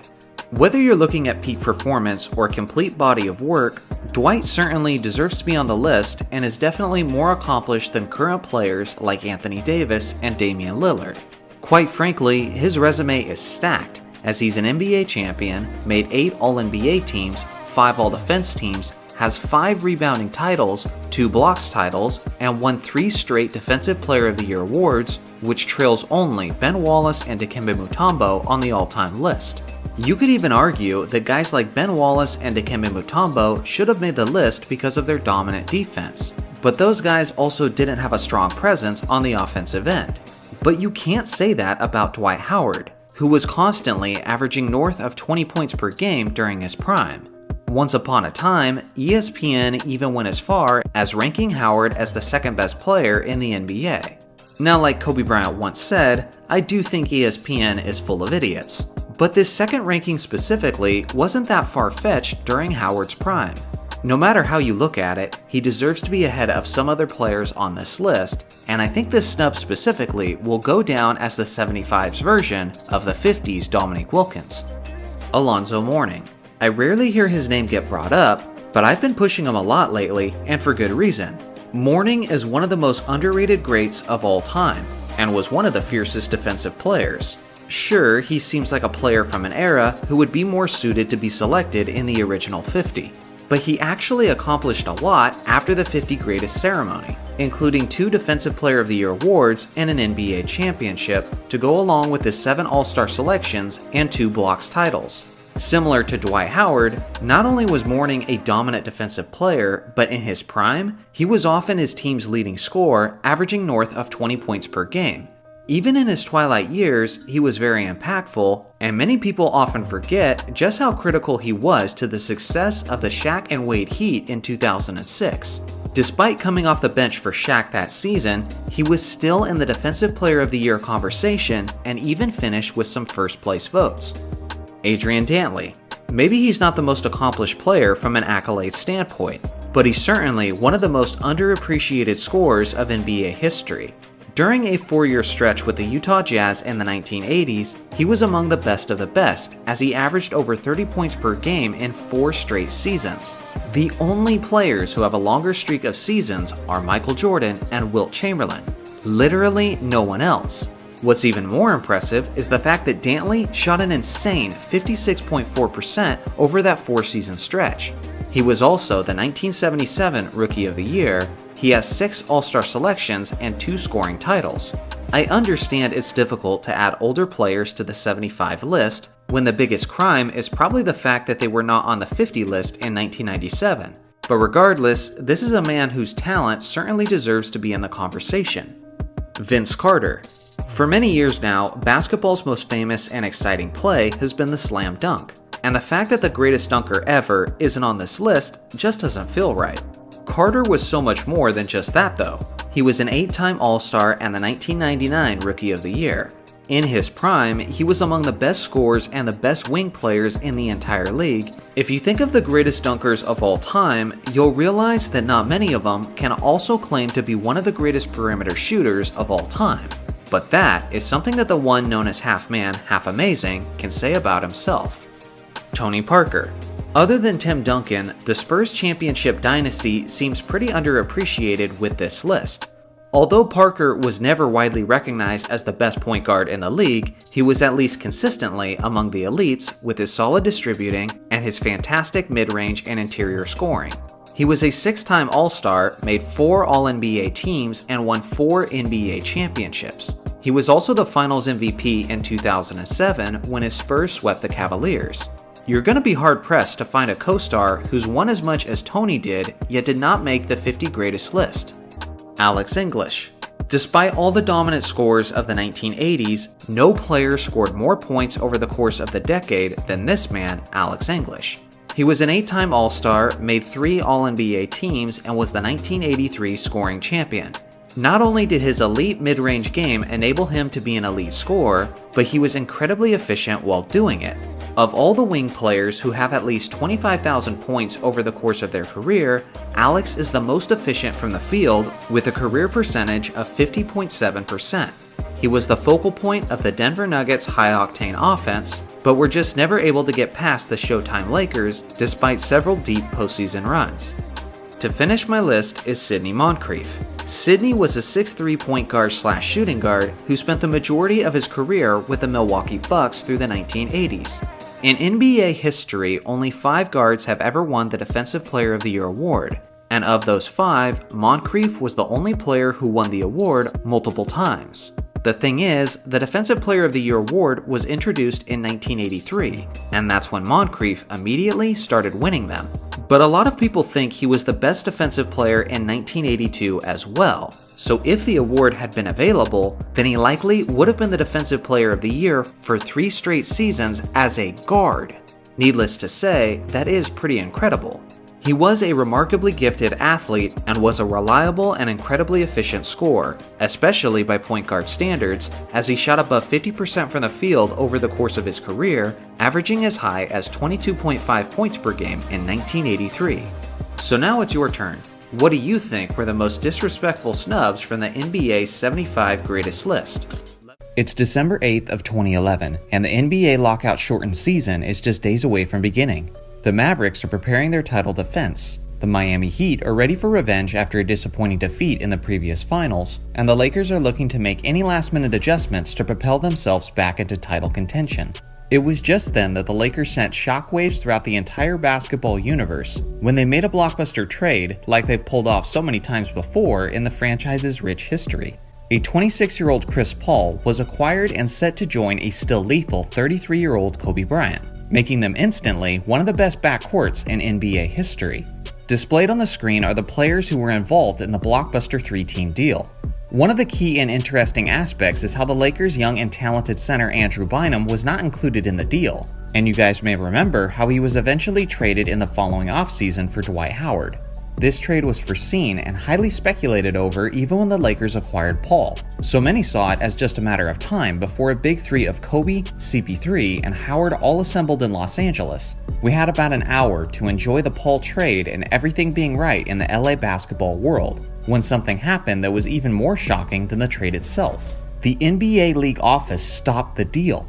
It was stunning. I had never seen such a thing, and it felt like a dramatic abuse of power. I was waiting for someone in the Lakers organization to try to take the league to court. I just couldn't understand how they could get away with this. In order to understand the league's decision, you have to understand what the climate of the NBA was in December of 2011. For months, small market NBA owners and general managers had been complaining about the difficulties of competing with larger markets. Player movement was at an all-time high, and the smaller franchises were finding it more and more difficult to retain their superstar players in free agency. On top of all of that, the league was only 1 year removed from the Big Three assembling on the Miami Heat, where LeBron predicted at least 8 championships. Throughout the NBA's history, we had seen plenty of different super teams, but still, the Miami situation was different. Never before had there been 3 top 10 players in the prime of their careers all signing on the same team in the same offseason. For owners and general managers, it felt like it set a jarring new course for the future of the league. So it's easy to understand why people in power were in a sensitive place in 2011. Immediately after the Chris Paul trade went down, League Commissioner David Stern was bombarded with complaints from other team owners around the league, as they were furious that the Lakers appeared to be assembling another super team, and were begging Stern to block the trade. The owners most notably complaining to Stern were Cavaliers owner Dan Gilbert, who had just lost LeBron to the Heat, and Mavericks owner Mark Cuban. Now, the crucial and often overlooked detail in this drama was the fact that the New Orleans Hornets were the only team in the NBA that were actually owned by the NBA itself, meaning they did have executive power to cancel or finalize trades for New Orleans. But up to that point, they almost never stepped in, and instead let the Hornets general manager Dell Demps handle all of the basketball decisions. But just because you have the power to make an executive order doesn't mean you should. It's worth mentioning that this was a very unique situation that doesn't currently exist in today's NBA. So although Dell Demps made the deal with the Lakers in this instance, after hearing the complaints of several league owners, David Stern blocked the trade. There would be no renegotiating and no adjustments necessary. The league was simply not going to let Chris Paul go to the Lakers. The craziest part was the political slap to the face lie that the league gave us, making a statement that the trade was nixed for, quote, basketball reasons. No, it was clearly not for basketball reasons, which is exactly why they couldn't explain what those reasons were. If it was for basketball reasons, then they would have let Dell Demps keep his power, since he clearly had the best interest of his team in mind. But they didn't do that. Instead, they undermined Dell Demps by overriding his trade where he wanted to make the best move for New Orleans. Why is he even the general manager if he ultimately doesn't have control of basketball decisions within the organization? It was a move that simply protected the league office from the wrath of the team owners around the league, who were essentially just envious of the Lakers' ability to bring in talent. Can you sense my bitterness yet? I hope so, because as a Laker fan, and more importantly as a basketball fan in general, I will never, ever get over this. And here's why. The decision to not allow Paul to go to the Lakers and instead being dealt to the Clippers had a massive ripple effect on the league as a whole in many ways that were negative. First off, let's delve into how it affected the Lakers. As many of you know, players can take it really personally when their names are publicly involved in trade discussions. But it's something else entirely to hear that you are in fact being traded, just to then awkwardly rejoin the team because the league blocked the trade. Suddenly, the player feels betrayed and feels as if he isn't valued by the organization. These emotions didn't hit anyone harder than the Lakers' Lamar Odom, who tweeted shortly after the deal was blocked and said, "When a team trades you and it doesn't go down, now what?" Odom was apparently so hurt by the Lakers' attempts to trade him that reports began to surface that he had plans to skip the Lakers' training camp. The writing was on the wall. Because of the soured relationship between Odom and the Lakers, they had basically no other choice but to trade him to another team, which ended up being the Mavericks, where they essentially only got a draft pick in return, which was a huge blow to the depth of their team, which was looking to contend immediately. But that's just barely scratching the surface. The following season, the Lakers traded multiple picks for Steve Nash, who was quickly approaching 40 years old, was a defensive liability, and was extremely injury prone. This was a regrettable decision. They don't trade for Steve Nash if they have a prime-age Chris Paul. If they have CP3 instead of Steve Nash, then they don't hire Mike D'Antoni because of the Nash and D'Antoni connection. This time, they get it right, and Phil Jackson, who was ready to take the job, is selected to be the head coach instead. If Kobe has CP3, Dwight Howard, and Phil Jackson, then they certainly don't struggle to make the playoffs. And if they don't struggle, then Kobe doesn't play an absurd amount of minutes desperately trying to make the playoffs that ends up with him tearing his Achilles. In the midst of Kobe's streak of crazy playing time, Ramona Shelburne wrote an article of the risk of wearing down Kobe to such an extent. And what do you know? A few games later, the Achilles popped. I like Dwight Howard on the Lakers a lot more if CP3 is his point guard to work with. Chris Paul has done an excellent job in years past of making centers like Tyson Chandler and DeAndre Jordan have some of their best years. Dwight Howard would have benefited from that connection as well. I also have much more confidence in Kobe and Dwight working together if Phil Jackson is there to manage the egos. So let's dive in more specifically to how this affected Kobe. If the Chris Paul trade goes through, then Kobe goes on to win his 6th ring just like MJ, and maybe that's even the way he retires. In all of my knowledge of basketball history, there's no player who I know as much about or whose mindset I understand as much as Kobe's. And Kobe was talking about possibly retiring in 2012, but he didn't retire in 2012, he retired much later in 2016. So why was that? Well, it's simple, because he couldn't get 6. It was clear as a close viewer that Kobe's mission and purpose as a competitor was to win his 6th ring, equaling him to Michael Jordan. When Kobe won his 5th ring, he was quick to point out that he now had as many as Magic and one more than Shaq. Ring count was everything to him, and that pushed him to struggle through the final 4 years of his career. The last few seasons of Kobe were brutal to watch. The Achilles was what started his dramatic decline. He was hampered by numerous injuries as his body betrayed him, his efficiency had gone into the toilet, and his Lakers were consistently losing as he was surrounded by players much younger than him who didn't share his will and competitive drive to win at all cost. Something that's a fact but shouldn't be is that Kobe freaking Bryant was a part of the worst Lakers team in franchise history. Other than his farewell game where he scored 60, his final few seasons were a basketball nightmare. And sure, you could blame Lakers management, or even Kobe for taking a giant contract in his twilight years, but first and foremost, the majority of the blame traces back to the day the league told the Lakers you're not allowed to add talent, and it was all downhill from there. In his early years, Chris Paul was beginning to build a reputation for himself as one of the ultimate competitors. He was seen as a no-nonsense type of leader who loved to win and hated to lose. But is that how we view him in the modern day? Not quite, to be honest. Now he has the reputation of being a guy who struggles to get past the second round. His ability to perform well when it matters most is hotly debated, and some are crazy enough to even suggest that there's an argument on whether or not he should even be in the Hall of Fame. If Chris Paul had joined Kobe, then there's a good chance he becomes an NBA champion in his prime age, which totally transforms his legacy, and now with his career-long statistics, he comfortably enters the conversation of the greatest point guards of all time. He also would have been the man appointed to lead the NBA's most iconic franchise as Kobe was leaving the league behind. And as a member of Team Banana Boat, Chris Paul is likely waiting for LeBron with open arms whenever he was ready to join Los Angeles. If Chris Paul had joined the Lakers, they may have won a championship, but them even getting to the NBA Finals certainly wasn't a foregone conclusion. They would have had to get past a young Oklahoma City team in 2012, or they would have had to get past a strong San Antonio group the couple seasons after that. But regardless, if they could just pull it off any one of those seasons, then we would have witnessed what has become one of the greatest what-ifs in basketball history.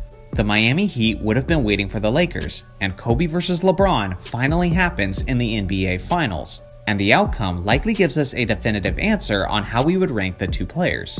It would have been one of the most watched, most hyped, and most significant finals we've ever seen between two legends who seemed destined to be rivals, but unfortunately just never were. So when people talk about the blocked Chris Paul trade, remember, it wasn't just us Laker fans who lost as a result. We all lost. Let me know in the comments section if you're still as pissed as I am. Thanks. William Felton Russell, more commonly known as Bill Russell, is one of the most iconic legends of NBA history. He's widely recognized as the game's ultimate winner, as he has more championship rings than any other player of league history with a total of 11. Despite having more rings than fingers, Russell has significantly less hardware than he actually deserves, since he played in the NBA at a time when many accolades and awards had not yet been invented. Honors like the NBA's All-Defensive Teams, the Defensive Player of the Year award, and the Finals MVP did not exist throughout the vast majority of Bill Russell's career. He already has a dominant resume worthy of putting himself in the GOAT argument, but his incredible body of work only becomes tremendously more impressive once you consider the additional awards he likely would have accumulated if they had always been available. Today, we're taking a look at Russell's career and considering its magnificence when the additional accolades are applied to his legacy. First off, let's start by considering Russell's impact and reputation as a defensive player.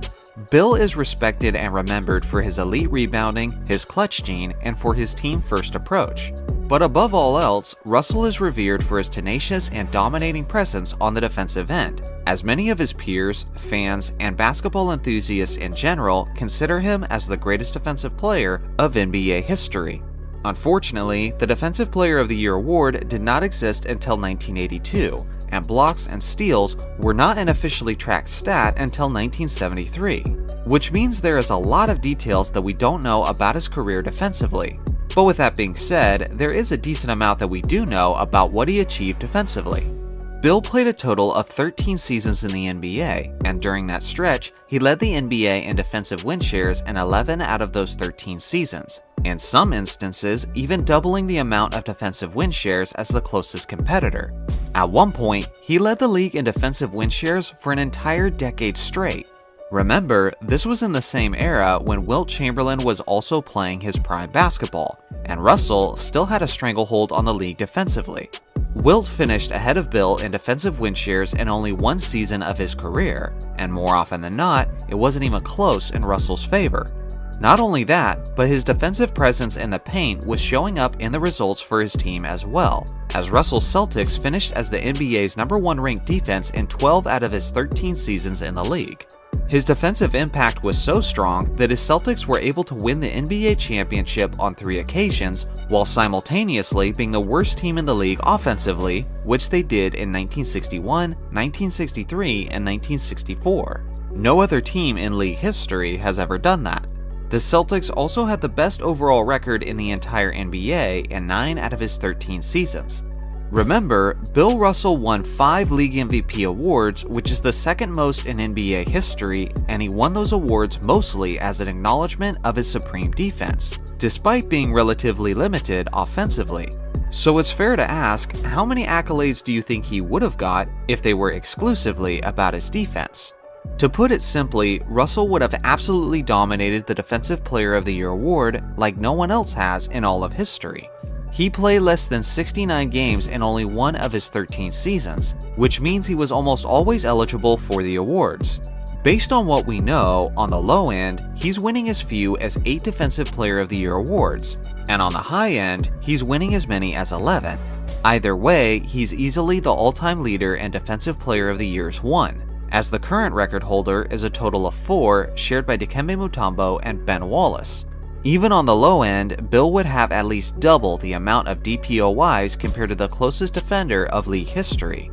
He's also likely earning a first-team all-defensive spot in anywhere from 9 to 12 seasons of his career. Regardless of whether it's 9, 10, 11, or 12 selections, it's the most in NBA history.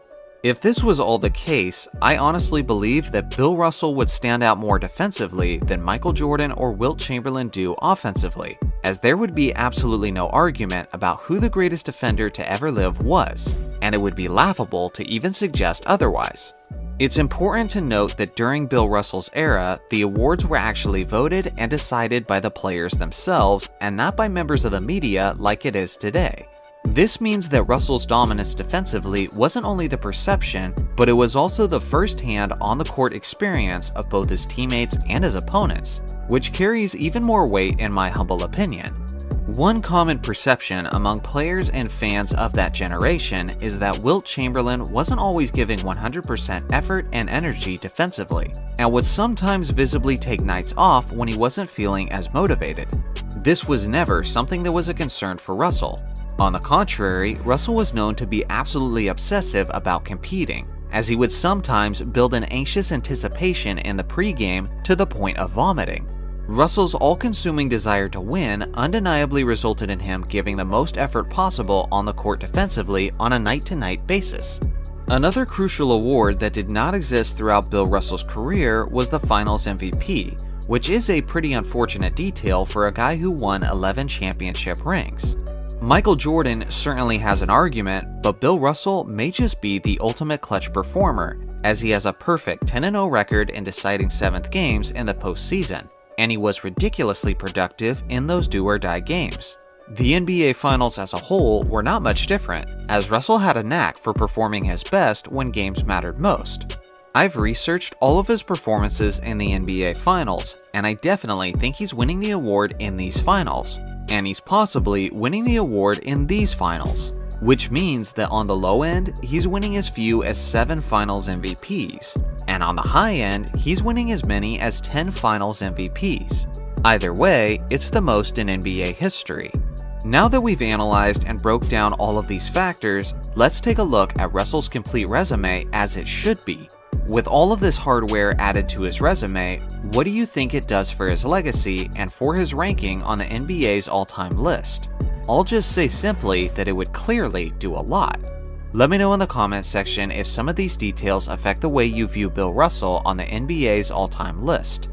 In the last 30 years, the game of basketball has changed quite a bit from the league I once knew, some ways for the better and in some ways for the worse. But one of the constants has been the fact that the league is ran by its superstars. Superstars who either adapted or completely revolutionized the way the game is played with their unique styles. But now my question is, how would the superstars of today's game adapt and perform within the gritty and slower paced era of the 1990s? Who are the stars who would really thrive in that instance?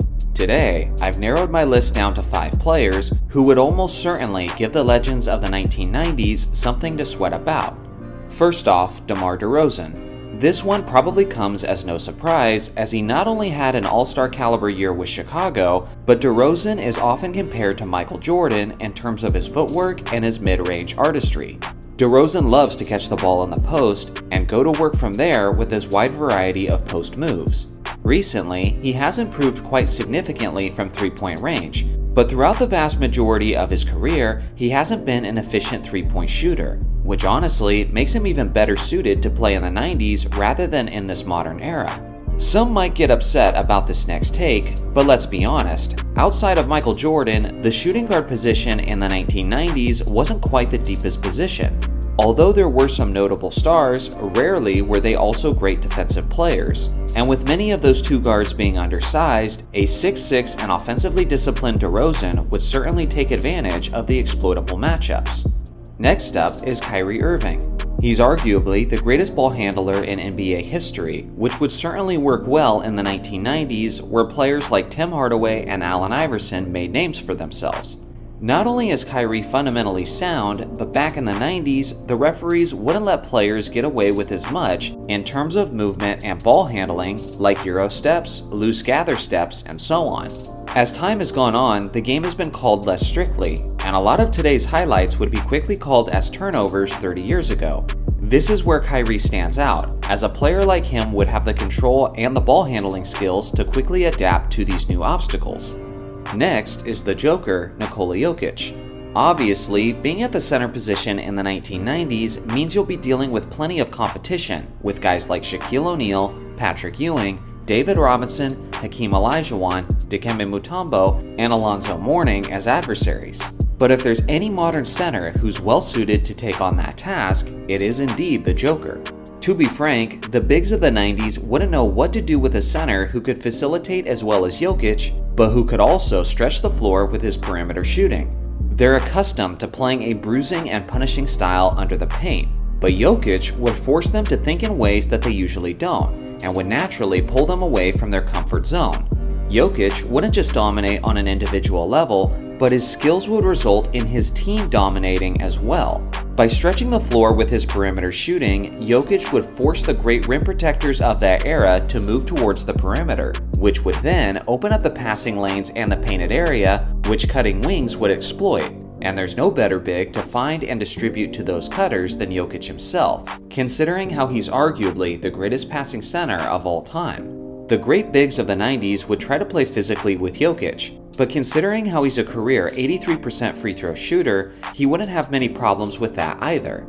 Next is Rudy Gobert. Some of you may find this one as a surprise, but after pondering it for a while, I truly believe he would take advantage of this era with the opportunities given to him. 30 years ago, the NBA was taking roughly 1/5 of the amount of three-pointers that they're taking in today's game. As high school coaches always love to preach, long shots equals long rebounds. With more shots closer to the basket, Gobert's rim protection and rebounding skills would stand out to an even greater extent. As impressive as his rebounding and shot blocking numbers are, I would expect them to get a significant boost if he played in that era. As far as his competition, yes, he would have a difficult time going up against other legendary bigs of the 90s. But honestly, the offensive end has never been Gobert's strongest area on the court anyway, so being limited offensively wouldn't really stop him from excelling at what he's best at, which again is his defense and rebounding. Last on my list is a point guard with a lot of old school style to his game, Chris Paul.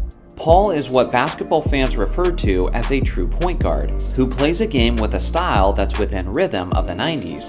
The majority of the time, he's looking to facilitate first and score second, regardless of the fact that he's a very capable scorer. His style is slow-paced, methodical, and he loves to use plenty of pick and rolls. In the 90s, there just wasn't as much fast-break basketball, and instead, much of the offense was executed in half-court sets, which naturally suits his game as he likes to patiently quarterback the offense from the top of the key.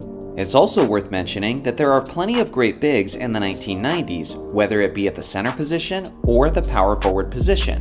Many centers and power forwards have experienced their best years in the NBA when Chris Paul was their point guard, which comes as no surprise considering how good CP3 is with the pick and roll, entry passes, and lob passes. Pair Chris Paul with almost any of these bigs, and they are both likely to have career years as a result. Again, this is analytical, but it's also a speculative topic, so I'm very curious to hear your list as well. Who are the modern players who would dominate in the 1990s? Let me know in the comments section below. Thanks. The Finals MVP award was introduced to the NBA in 1969, and since then, many incredibly deserving players have taken home the award. With that being said, not every award winner was universally agreed upon by the basketball community. Today, I've put together my list of the biggest Finals MVP snubs in basketball history, and let me know in the comments if you agree or disagree with my rankings. Number 5. JoJo White over Dave Cowens in 1976. This was a 6-game series where the Celtics defeated the Phoenix Suns 4-2, securing their second championship in 3 years. JoJo White was the Celtics starting point guard, and he's an NBA Hall of Famer. JoJo had some really great performances throughout the series, like in Game 5 when he played a total of 60 minutes in a triple overtime victory. In that contest, he dropped 33 points, 9 assists, and 6 rebounds on 52% shooting. That game specifically is known to many people as, quote, the greatest game ever played. Obviously, being the standout performer in one of the most iconic games of basketball history will certainly help your chances of securing the Finals MVP. The thing is, JoJo was pretty inconsistent throughout that series, and had some really disappointing nights as well. Like in Game 2, when he shot only 2 of 12 from the field, and in the championship clinching game, he was only 5 of 15. Cowens, on the other hand, was much more consistent in his production throughout that series. And when you look at their numbers side by side, it seems pretty clear that Cowens was the more deserving player. Another thing to consider is how rebounding was one of the major deciding factors in this series, as Boston significantly out-rebounded the Suns throughout the finals, which translated to more possessions and more second-chance opportunities. Obviously, the player who deserves the most credit for that was Dave Cowens, as he averaged a monstrous 16.3 rebounds per game. JoJo White certainly wasn't the most awful choice, which is why this is only the 5th spot on my list. But when you look at the series as a whole, it seems at least somewhat clear that Cowens was in fact the correct choice. Number 4. James Worthy over Magic Johnson in 1988. Now let me be clear, James Worthy is my second favorite player of all time, just behind Kobe Bryant. When I was around 5 or 6 years old, I used to play basketball with my swimming goggles on, just because I wanted to look like Big Game James. So obviously, it's not easy for me to say that Magic was the more deserving player, but it's the honest truth. These finals were a hard-fought 7-game series between the Lakers and the Detroit Pistons, and the 7th game was one of the all-time great classics, where James Worthy definitely stood out amongst the crowd. Now there's 2 reasons why I believe they gave this award to Worthy instead of Magic. The first is voter fatigue. This was the Lakers' 5th championship of the decade, and Magic had already been given the Finals MVP award 3 times, including the previous season where they had just defeated the Boston Celtics in the finals. When a player starts winning a voting-based award over and over again, people start to look around in order to find a new suitable candidate for the award. In this case, James Worthy fit the bill. The other reason why I believe the voters picked Worthy over Magic is because the voters tend to put too much emphasis on the final impressions. Like I said earlier, James Worthy was clearly the best player on the court for the deciding 7th game, as he put up a jaw-dropping stat line of 36 points, 16 rebounds, and 10 assists on 68% shooting. So yeah, he was the most impressive player in the most suspenseful game of that season. But the thing is, Magic was clearly the better and more impactful player throughout the vast majority of the series. Here are the averages in the 1988 finals next to one another, and with this, you can clearly see that Magic should have the edge. But it gets the point across even better if we look at each game individually. In Game 1, Magic was clearly the better player, as Worthy was unusually inefficient. In Game 2, it was a legitimate toss-up. In Game 3, Magic was better. It's also worth mentioning that Magic put up these solid performances while battling the flu in Games 2 and 3. In Game 4, it wasn't even close, as Worthy basically disappeared this night, missing much of the game due to foul trouble, which is a major reason why Detroit got the blowout victory. Again, in Game 5, the edge goes to Magic, who dished out a remarkable 17 assists. In Game 6, Magic nearly had 20 assists to go along with his 22 points. Finally, in Game 7, we have a game where Worthy was clearly the better player, and working in his favor was the fact that it was the last impression of the series. As much as I love Big Game James, and as big as he was in the clutch, Magic was clearly the more deserving player based on the series as a whole. Number 3. Cedric Maxwell over Larry Bird in 1981. This was a 6-game series where the Celtics defeated the Houston Rockets 4-2. Cedric "Cornbread" Maxwell is an underrated player and someone who was truly impactful for the Celtics throughout the playoffs. He was the Celtics' leading scorer and was extremely efficient while doing it. On the other hand, Larry impacted the game in more ways than Maxwell did. Here's the 2 players' stats next to one another, and although it's clear that Maxwell was better at scoring this series, Bird led both teams in assists and steals, while being an absolute beast on the boards. In fact, he averaged roughly double the amount of rebounds of his 7-foot center teammate Robert Parrish. Rebounding was a huge point of emphasis heading into this series, since the Rockets had one of the greatest rebounders of all time, Moses Malone.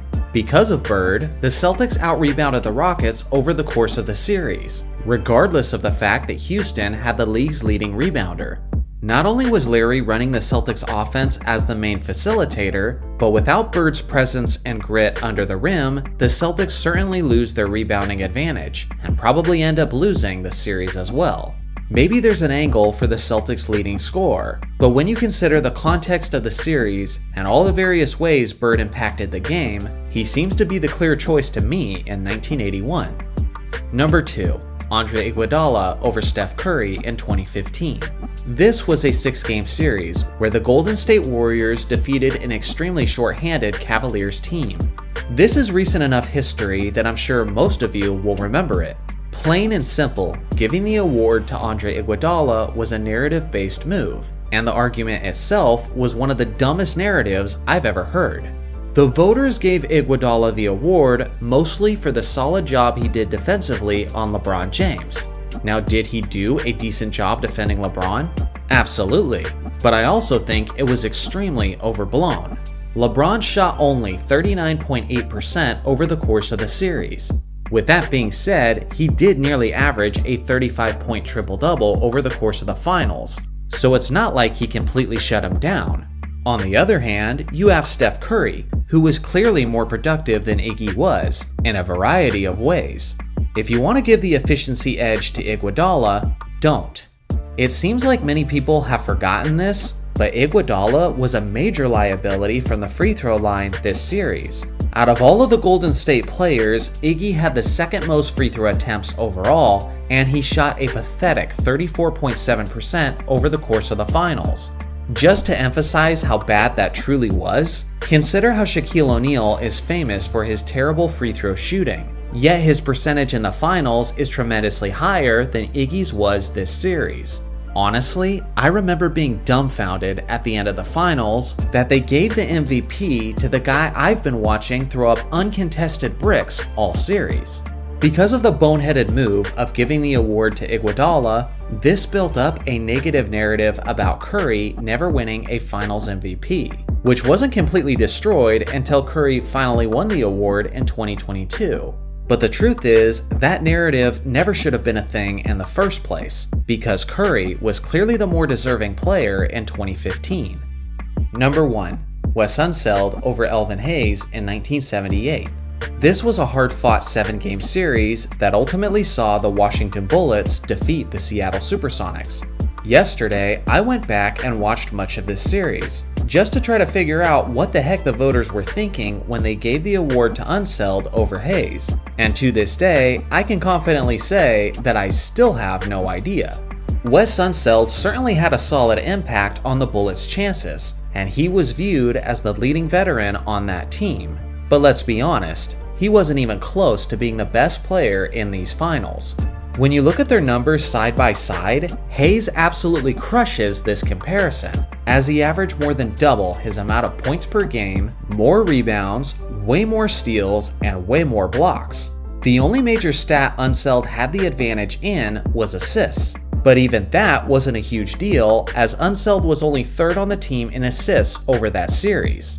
Unseld probably wasn't even the second most deserving player in the finals, as the Bullets small forward Bobby Dandridge had a fantastic series of his own.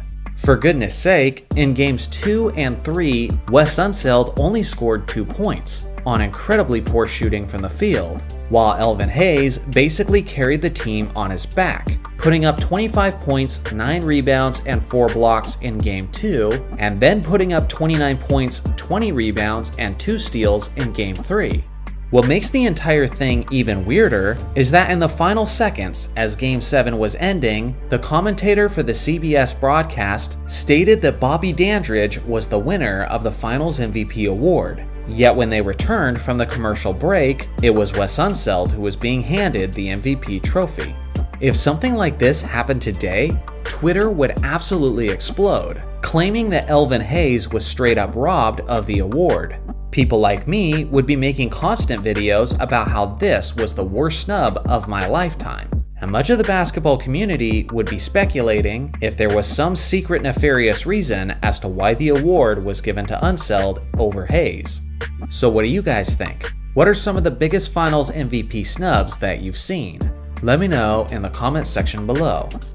Usually, when a young NBA player makes a strong impression and performs at an all-star level, that player typically only continues his ascension and progression, proceeding to have a long and productive career. Unfortunately though, this isn't always the case. Today, we're looking at the top 10 greatest one-hit wonders in NBA history, which are players who had one season where they appeared to be on their way to superstardom just to quickly fizzle out. And let me know in the comments how your list differs from mine. Number 10, Michael Carter Williams. Michael was a 6'5" point guard who was selected by the Philadelphia 76ers with the 11th overall pick in the 2013 draft. Immediately, once his NBA rookie season began, the hype train officially took off for this kid. In his debut game, he stunned the basketball world by dropping 22 points, 12 assists, 7 rebounds, and 9 steals, in a close victory over the defending champion Miami Heat. Less than a week later, he had 26 points and 10 assists in a victory over the Chicago Bulls. In his very first week in the NBA, he was honored as the league's Player of the Week. At the end of the regular season, he had recorded averages of 16.7 points, 6.2 rebounds, 6.3 assists, and 1.9 steals on 40.5% shooting. Only 4 players in NBA history have averaged at least 16 points, 6 rebounds, and 6 assists in their rookie season. And those players are Magic Johnson, Oscar Robertson, Luka Doncic, and Michael Carter-Williams. As a reward for his debut season, Michael was given the NBA's Rookie of the Year, but unfortunately, it's all been downhill from there. He had shoulder surgery in the offseason, and it was clear that he had lost a significant step in his game. Within a few years, he was no longer a starter in the NBA, and was only averaging single-digit points. At the time I'm making this video, he's looking for a roster spot as a free agent. Number 9. Jahlil Okafor. This 6'10 center was taken with the 3rd overall pick by the Philadelphia 76ers in the 2015 draft. And it was the 3rd straight year that the 76ers used a top 6 pick on a center, which were Nerlens Noel, Joel Embiid, and Okafor. At least in 2016, it appeared as if Jahlil would end up being the best prospect out of all of them. In that rookie campaign, in 30 minutes per game, he averaged 17.5 points, 7 rebounds, and 1.2 blocks on 50.8% shooting. Although he wasn't a very intimidating rim protector, he certainly displayed a tremendous amount of skill on offense, and finished on the NBA's all-rookie team. It is worth mentioning that he only played 53 games in that rookie season, due to a meniscus tear in his right knee, which ended up being the beginning of his dramatic decline. The following season, he averaged far fewer points, rebounds, and blocks. Throughout his short career, he would continue to deal with injuries while being traded from team to team, and by the age of just 25, he had played his final game in the NBA. Number 8. Michael Adams. Now don't get the wrong impression about this ranking. Unlike other players, Adams had a 7-year stretch where he was a productive player in the league. But for 1 year specifically, he appeared to be an absolute superstar. In the 1990-91 season, he was in the right opportunity to succeed on the Denver Nuggets, as he averaged 26.5 points, 10.5 assists, 3.9 rebounds, and 2.2 steals on 39.4% shooting. This made him 6th overall in scoring and 3rd overall in assists. Although this 5'10 point guard was certainly a talented player, it appeared his superstar season was a bit of a fluke, as it was sandwiched between 2 more down-to-earth seasons. Ultimately, he still had the skills to be remembered. But if he was always as good as his peak season, then he would have been in the conversation for the title of the greatest player under 6 feet. Number 7. Antoine Carr. This 6'9 power forward was a bit of a journeyman throughout his NBA career, and for his first 6 seasons in the league, he put up rather underwhelming numbers, averaging about 8 points and 3 rebounds. And then in his late 20s, he was acquired by a desperate Sacramento Kings team, and suddenly he found lightning in a bottle. In the 90-91 season, Carr was the Kings' leading scorer, as he averaged 20.1 points, 5.5 rebounds, and 1.3 blocks on 51.1% shooting. The Kings only won 25 games that year, and apparently Sacramento's management figured that this was a fluke season from Carr. So they traded him while his value was high to the San Antonio Spurs, and it ended up being a brilliant move. His decline was as quick as his initial ascension, as he wasn't close to replicating that level of production for the Spurs. And although he went on to have a long NBA career, he never again flirted with the possibility of making an all-star team. Number 6. Mike James. This 6'2 point guard was the very definition of a journeyman, as he switched teams a total of 13 times in his 12-year NBA career. Throughout the vast majority of his career, he had a very modest contribution, and served mostly as a solid 3-point shooting role player on most teams. But specifically, in the 05-06 season, James took more of a leadership role, and appeared as if he was trying to establish himself as a star. He was the Raptors' second leading scorer behind Chris Bosh, and he also led the team in assists as he averaged 20.3 points, 5.8 assists, and 3.3 rebounds on 46.9% shooting. That production was certainly needed on a bad Raptors team, as that was his only season where he started in every game that he played. But after his trade to the Minnesota Timberwolves, it was all downhill from there. Number 5. Aaron Brooks.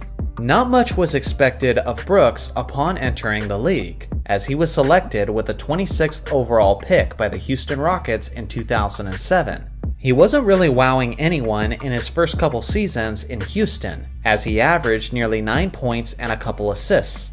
But it was his third season where he took a massive step forward, as he played and started in all 82 games, while putting up 19.6 points, 5.3 assists, and 2.6 rebounds on 43.2% shooting. Thanks to this effort, he won the NBA's Most Improved Player. That Rockets team didn't have a healthy superstar on its roster, which allowed Brooks to display some of his own capabilities. But for one reason or another, it was a level of play that he didn't sustain in the following seasons. And to close out his career, he was traded from franchise to franchise before he was out of the league at the age of 33.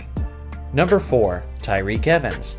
I vividly remember the beginning of this man's career and the hype about his game. He was a 6'6" shooting guard who was taken with the 4th overall pick in the 2009 draft by the Sacramento Kings. Immediately upon entering the league, his skills were evident, as he had a terrific handle on the basketball and a solid pull-up jumper. Even as a 20-year-old rookie, he was quickly establishing himself as one of the most clutch players in the league. On the year, he put up averages of 20.1 points, 5.8 assists, 5.3 rebounds, and 1.5 steals on 45.8% shooting. Thanks to this effort, he was honored as the NBA's Rookie of the Year, finishing ahead of Steph Curry, James Harden, and DeMar DeRozan. Based on his skills and production, many people assumed, including yours truly, that he was on his way to being one of the best players in the league. But unfortunately, that wouldn't be the case, as his rookie season ended up being the best year of his career. What's odd is that Tyreke didn't really have any major injuries as an excuse. Whether it was his lack of conditioning, discipline, or confidence, he never improved his game after his debut year, and before he reached the age of 30, he had played his final game in the NBA. Number 3. Dana Barros. For some reason, the 76ers have a lot of one-hit wonders in their history.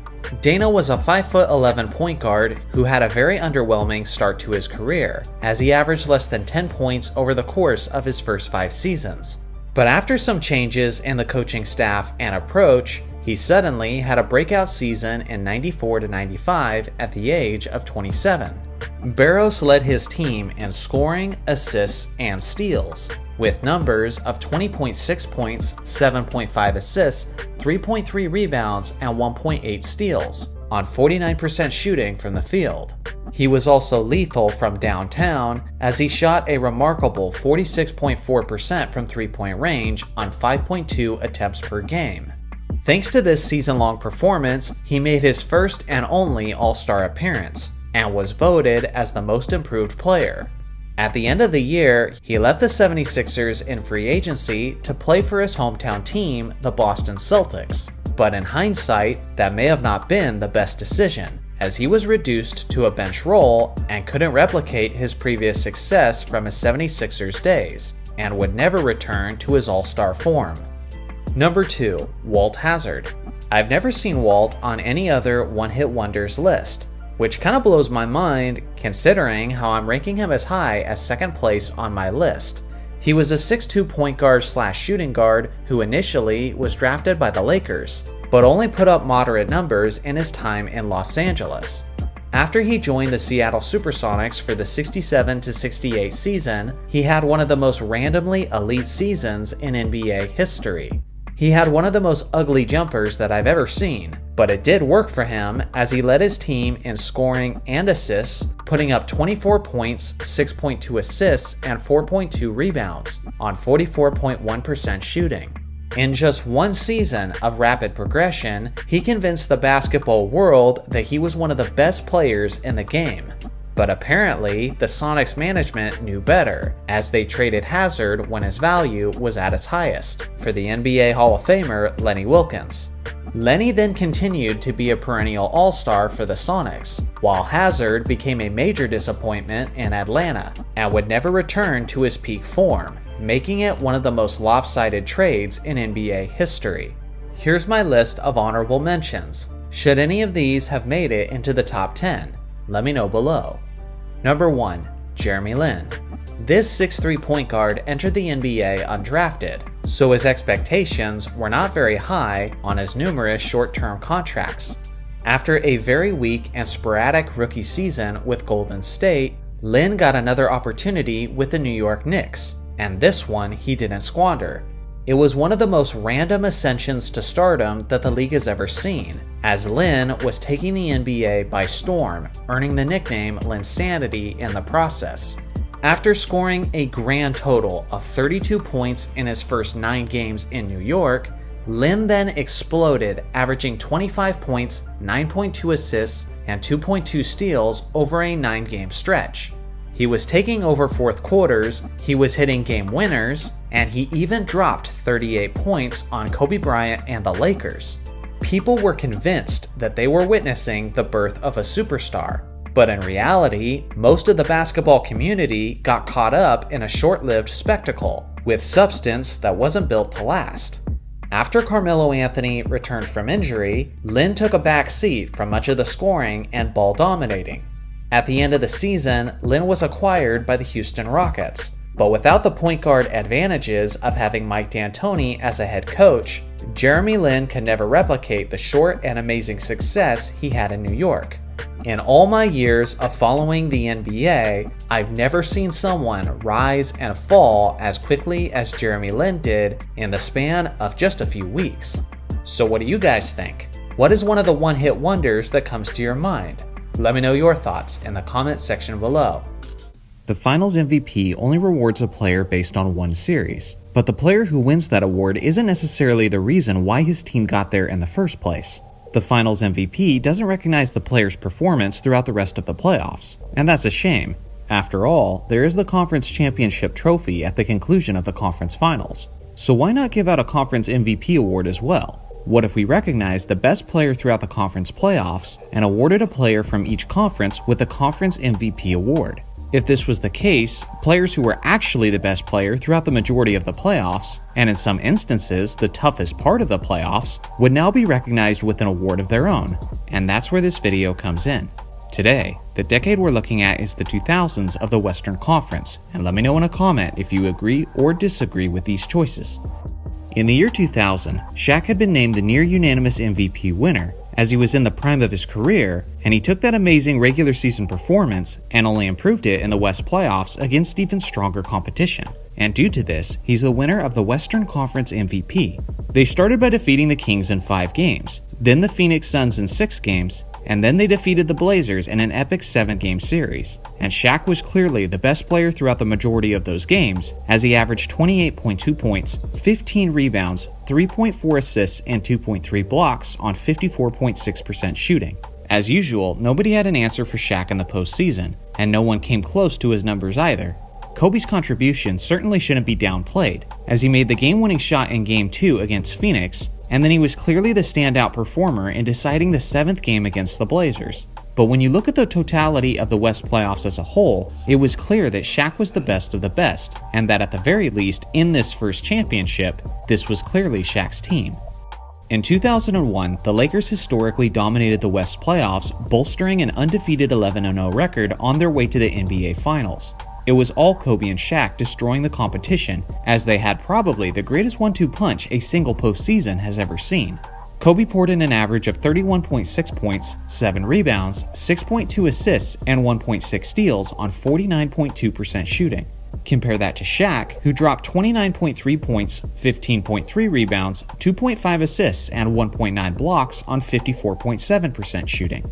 Having watched those playoffs closely, and looking at the production next to each other, it's really difficult to make the choice, as you're basically just splitting hairs. But for me, Kobe was the winner of the 2001 West playoffs, and here's my reasoning. For one, Kobe was significantly more efficient than Shaquille O'Neal from the free throw line.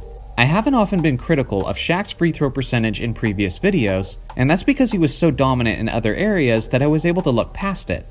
But now, in such a tight race with Kobe, those small details really matter. It wasn't just the efficiency, but Kobe was extremely aggressive that postseason and was consistently attacking the rim, creating contact and plenty of foul calls for the challenging defenders.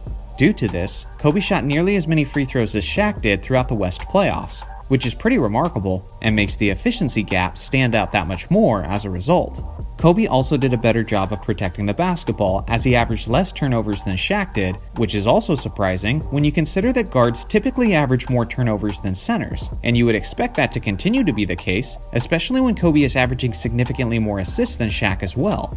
The last deciding factor was that, unlike Shaq, Kobe's best performances came against the stronger competition, which was the San Antonio Spurs in the Western Conference Finals, who had the best record in the entire NBA, and thanks to Kobe dynamically leading the way, they destroyed them as well.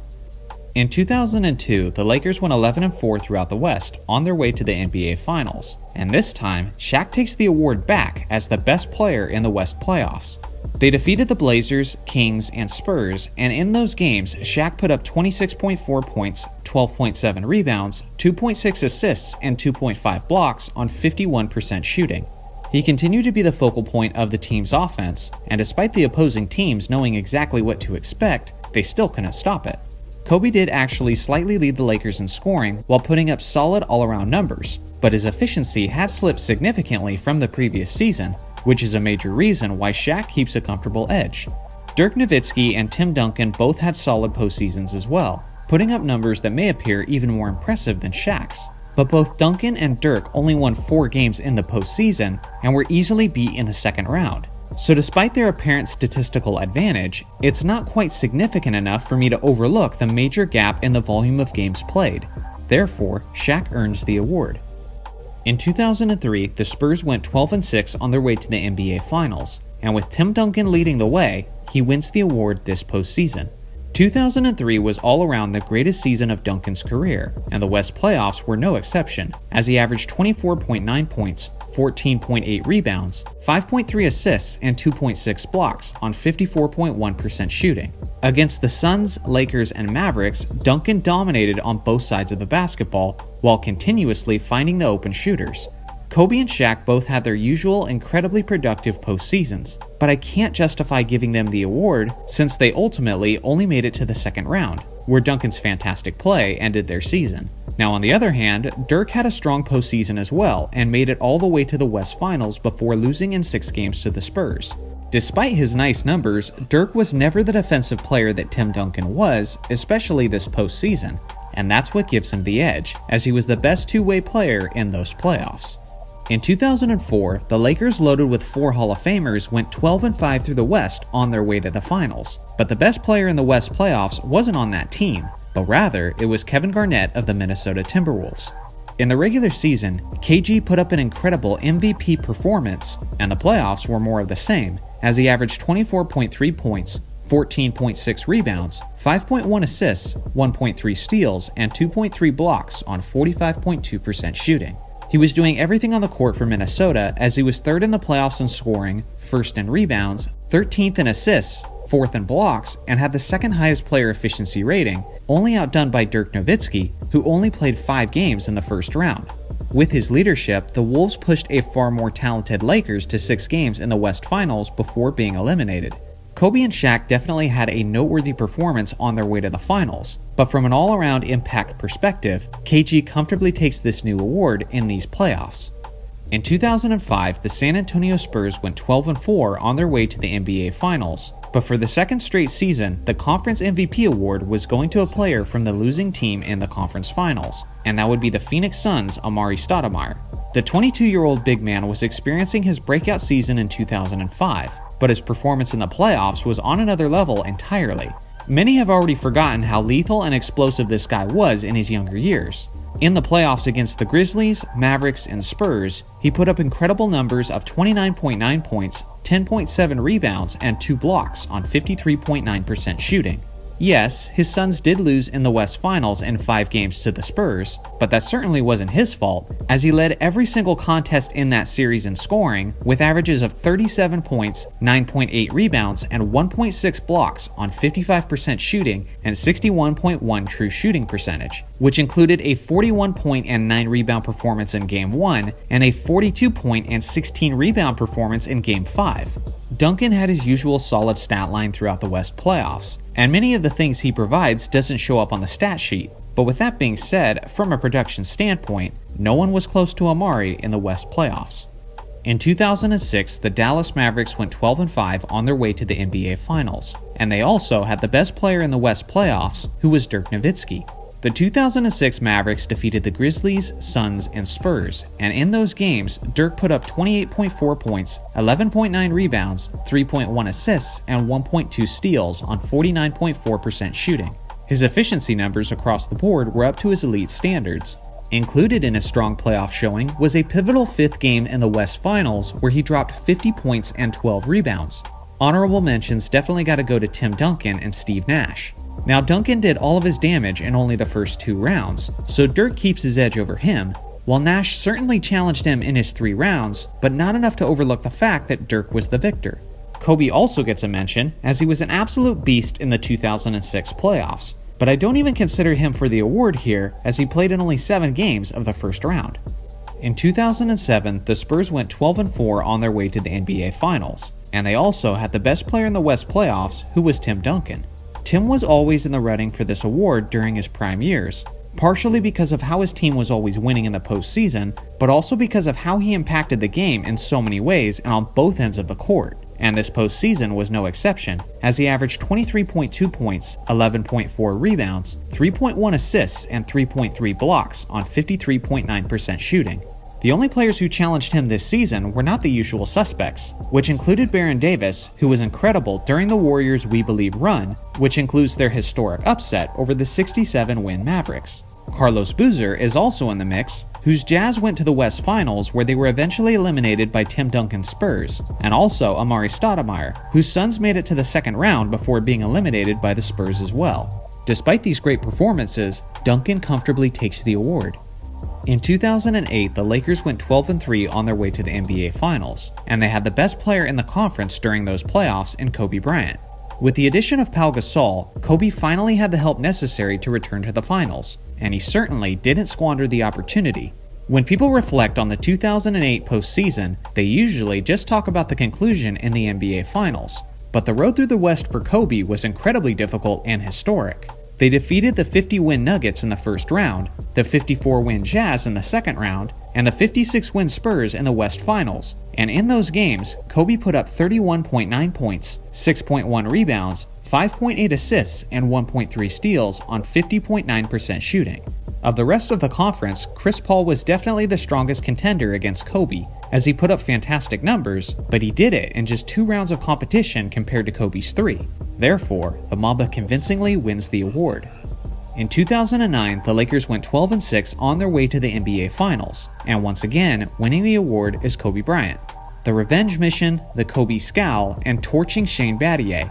It was an incredibly iconic run for the Mamba through the difficult Western Conference, and he did it to the tune of 29.6 points, 5.3 rebounds, 4.3 assists, and 1.7 steals on 46.6% shooting. All of that production while also having an elite impact on the defensive end of the floor. The greatest challenger for the award was the 24-year-old Carmelo Anthony, who strongly led his Nuggets to legitimately challenge the Lakers and push them to 6 games. Specifically, the battle between Melo and Kobe was one of the great solo battles of playoff history. In the West playoffs, Carmelo averaged 27.2 points, 5.8 rebounds, 4.1 assists, and 1.8 steals on 45.3% shooting. He made it interesting, and it was certainly close. But ultimately, Kobe was the closer when the games mattered most, to go along with his small statistical advantage. Here's a quick recap of who wins the award in each season in the 2000s. Do you agree with the list? Let me know in the comments section which ones you think I got right and which ones you think I got wrong.